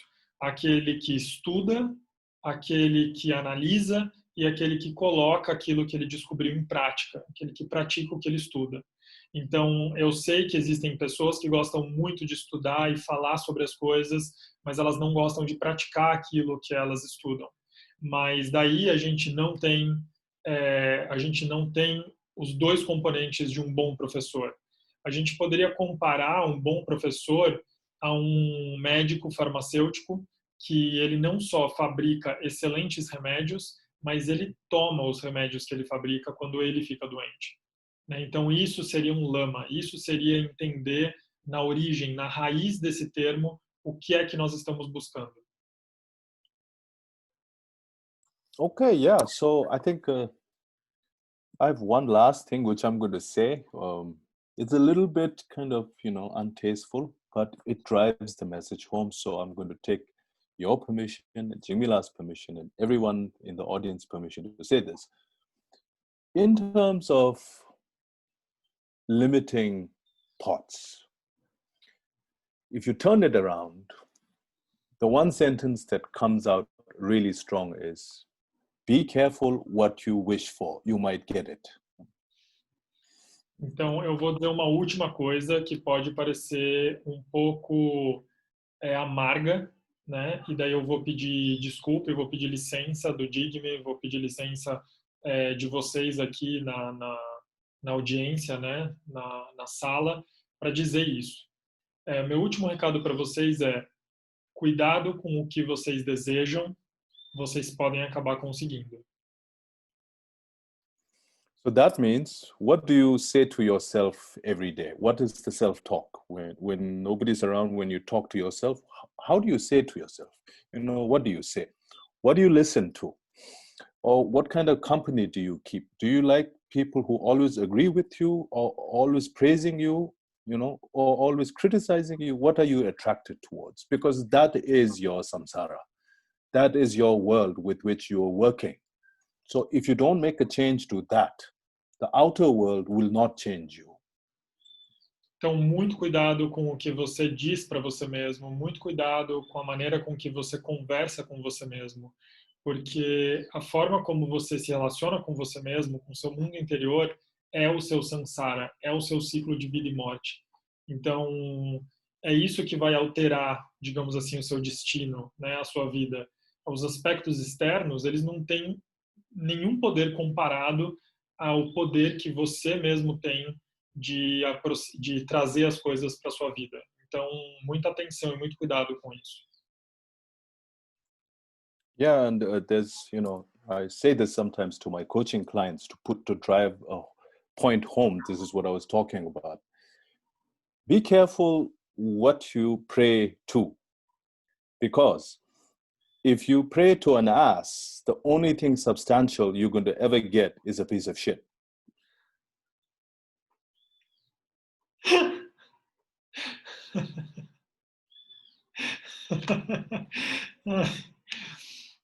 Isso é uma coisa que eu costumo falar para as pessoas, para os meus coaches, né, para os meus clientes. Toma muito cuidado com aquilo que você tem rezado por, né, aquilo que você pede nas suas orações. Porque se a única coisa que você pede nas suas orações é um belo traseiro, o que você pode acabar conseguindo é um monte de merda. Okay, so I think we open it for questions, if there are any questions. Yeah. Então, a gente vai abrir agora para perguntas, né? Se tiverem perguntas, vocês podem usar o chat para fazer as perguntas.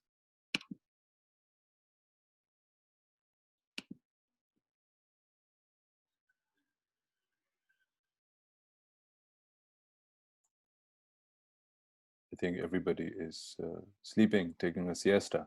No. No, they're just enlightened. Valentin, I just opened the mic. Okay. They're asking. So first question is, can you remind us of the 4 immeasurables? Okay, sure. First one is love. Second one is compassion. Third one is joy. And the fourth one is equanimity. A primeira é o amor, a segunda é a compaixão, a terceira é a alegria empática e a quarta é a equanimidade. Boa tarde. Boa tarde.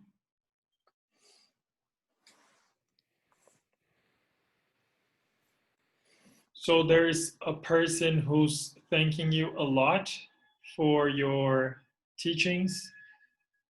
Karen says, thanks for being so authentic. So there's one interesting question.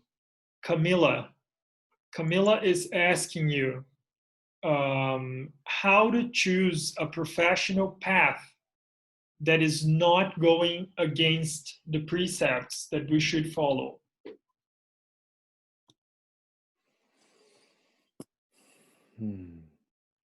Well,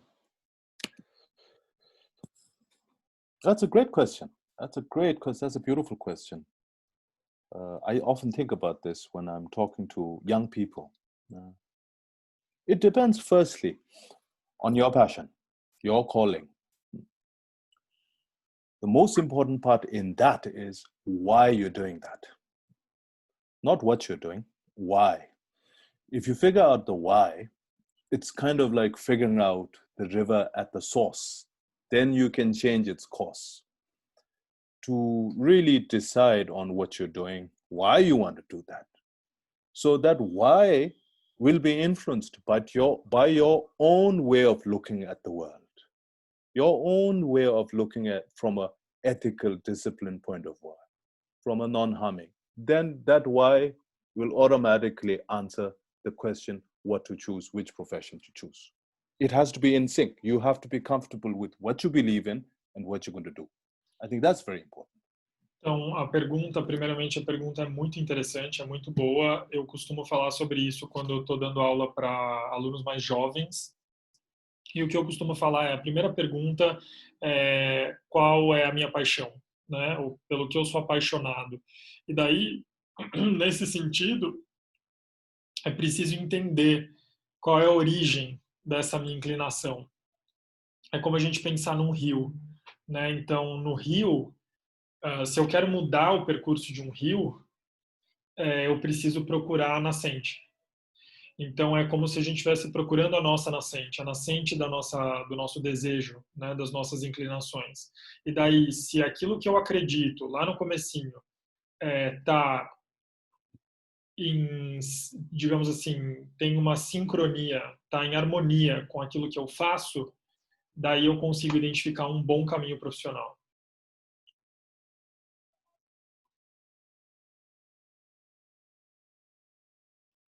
So there's another question from Rogério. He's asking you, could you please explain more on how to identify a great teacher, a good teacher?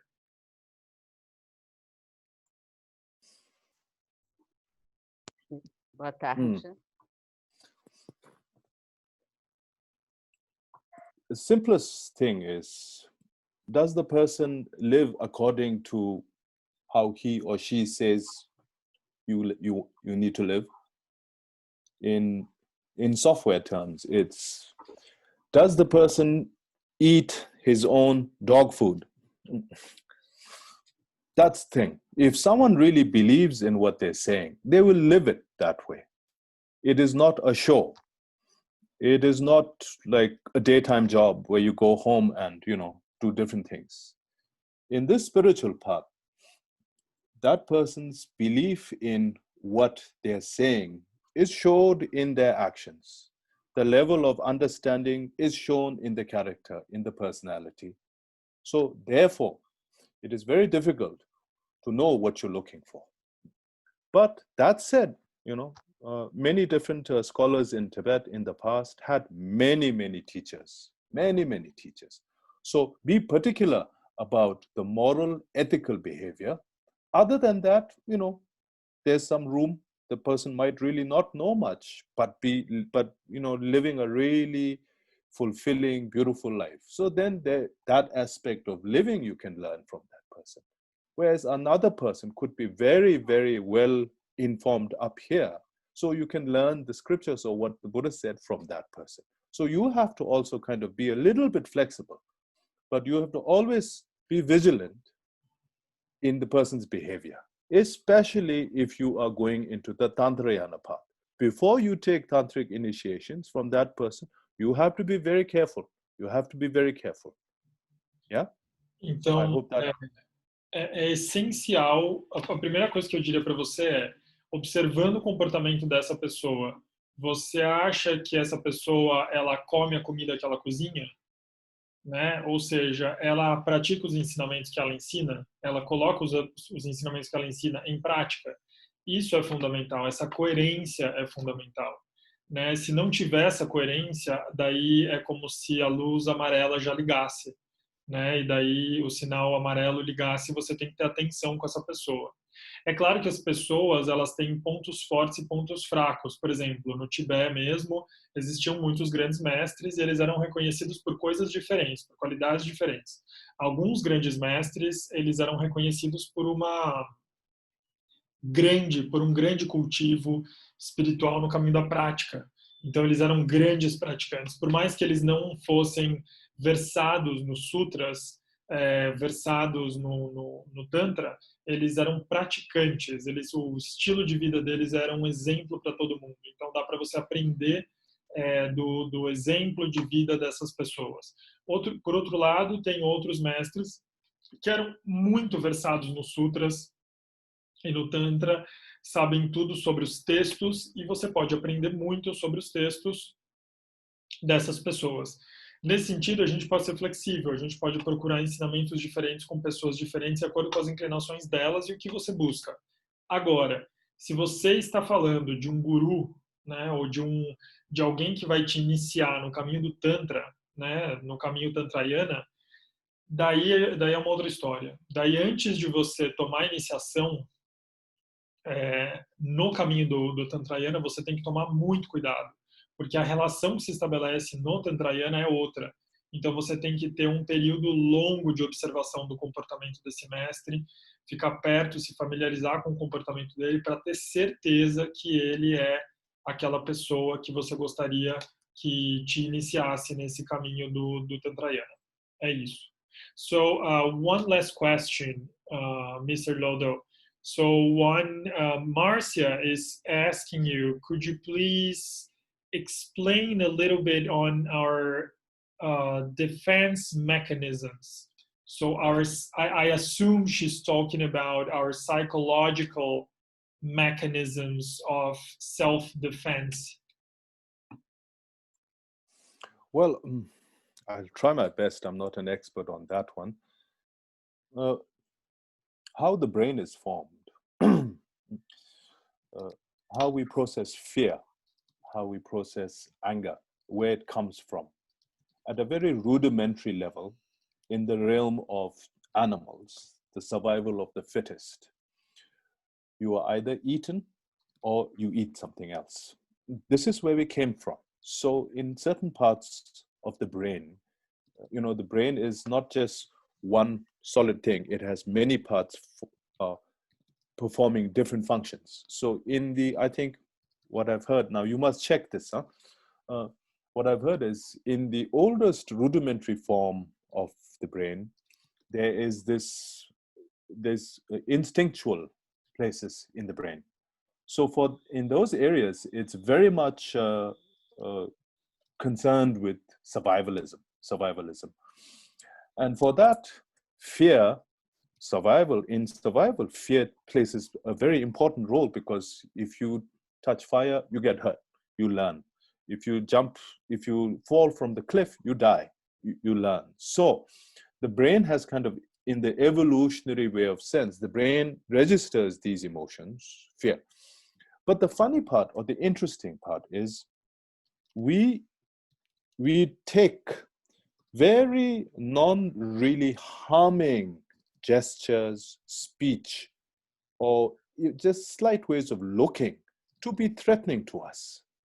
And this, the brain registers as the same fear. Again, when we are hurt, physically hurt, this pain, which registers in the brain, is the same place where the emotional pain also registers. So these are biological things that it's hardwired. The body is kind of like the hardware. The software is something like Buddhist philosophy or psychology, which can change hardware.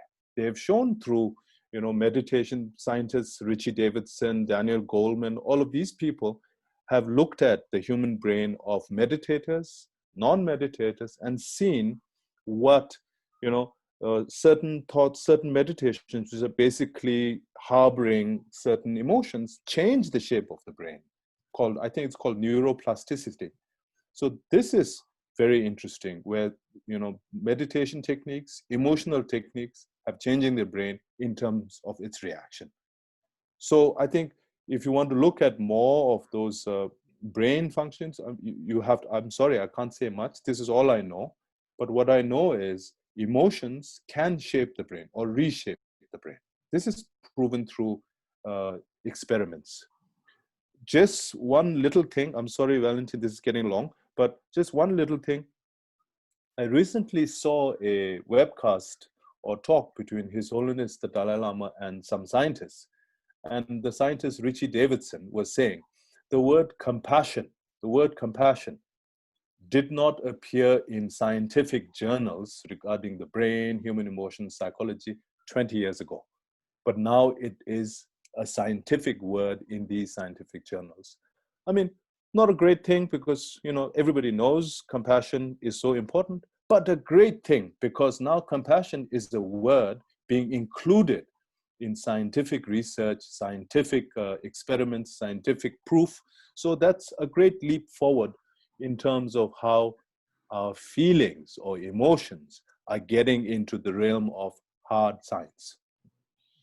Então, eu vou tentar explicar, não sou um especialista nisso, mas eu vou me arriscar a falar um pouco sobre esses mecanismos que estão muito relacionados ao que a gente chama de cérebro reptiliano, né, ou cérebro primário, que seria essa parte mais primitiva do nosso cérebro e que está ligada aos processos de sobrevivência mesmo, né, esses processos ligados à fuga de um predador, por exemplo, à luta contra um predador.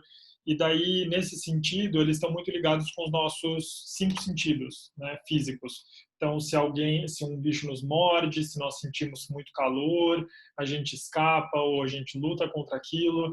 E daí a questão é que esses mecanismos de defesa, muitos desses gatilhos, eles são inatos. Eles já vêm com a gente, né? A gente não precisa aprendê-los. E outros gatilhos, eles são aprendidos. A gente aprende eles ao longo da vida, na nossa cultura, no nosso meio. E muitas vezes a gente pode confundir gatilhos. né? Outros gatilhos são gatilhos extremamente ineficientes, como, por exemplo, os traumas, etc., né? Ou até mesmo uma questão super importante que foi descoberta recentemente, que é assim, a dor física, por exemplo, quando você se machuca no corpo, essa dor física, ela é, dentro do nosso cérebro, processada em lugares muito parecidos com a dor emocional. Então, o mais interessante é que com esses experimentos, o que a gente tem descoberto é que se por um lado a gente não consegue mudar o hardware, ou seja, a parte dura, que seria o nosso encéfalo, né, o cérebro, algumas partes dele, elas são muito primitivas e talvez a gente nunca consiga acessar diretamente, existe uma parte de software, né, que seria, na psicologia budista, essa mente, essa consciência. E nesse nível, já está comprovado cientificamente que a gente consegue atuar e isso consegue exercer transformações significativas no nosso cérebro.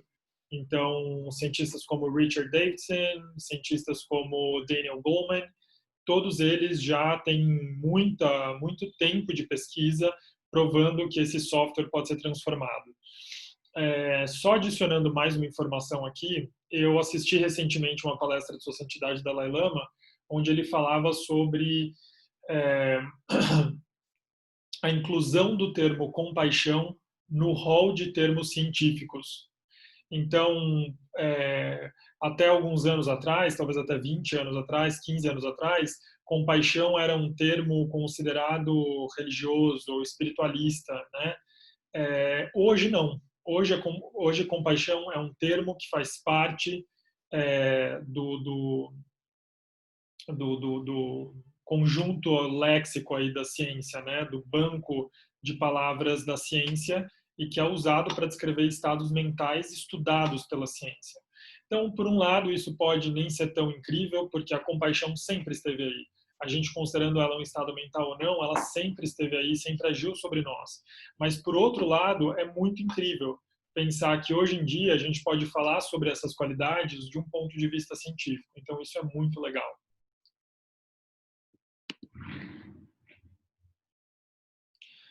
So, Mr. Lodoe, personally, I have learned so much by translating your words. You have enlightened so many fields of knowledge that are usually very complex and mysterious from the perspective of lay people. And you have such a clarity, you have such an open mind to share those teachings with us. I personally would like to thank you, and on behalf of all the participants, I like to thank you. This is the second time I serve as your translator, and I'm already so much thankful and honored for that. So hopefully in the future we can have more programs, and in the best of my wishes, I like to welcome you sometime in Sao Paulo and maybe other states, and then maybe you can teach us even more of your journey translating Buddhist concepts into everyday wisdom. So thank you very much. I wish you a good evening in Zurich. Well, thank you. Stay safe with all this pandemic around. I heard that Switzerland is doing well, but it's always good to be careful. Então, eu acabei de agradecer ao Sr. Lodoe pelos ensinamentos dele. Desejei que no futuro ele possa visitar o Brasil e possa talvez compartilhar um pouco ou muito dessa sabedoria budista que ele vem traduzindo, né, para os termos leigos do dia a dia. Gostaria também de, em nome da Tibet House, agradecer a todos vocês. Lembrando vocês que nós temos agora o nosso próximo programa. Então, o nosso próximo programa é muito legal. É um professor por quem a gente tem muito carinho. Ele é prata da casa, que é o Geshe Tendi. Ele já esteve no Brasil várias vezes e ele vai falar sobre os 8 versos que transformam a mente.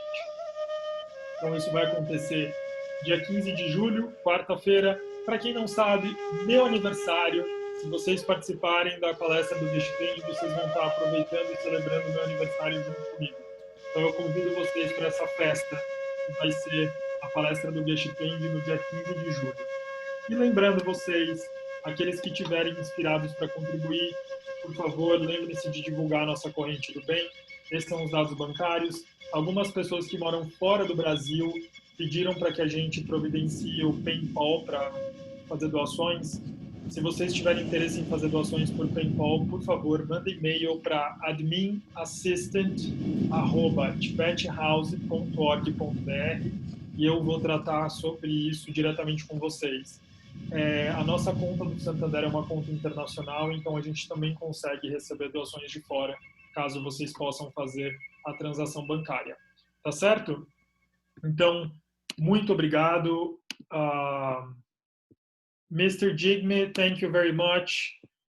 Mr. Lodoe, thank you.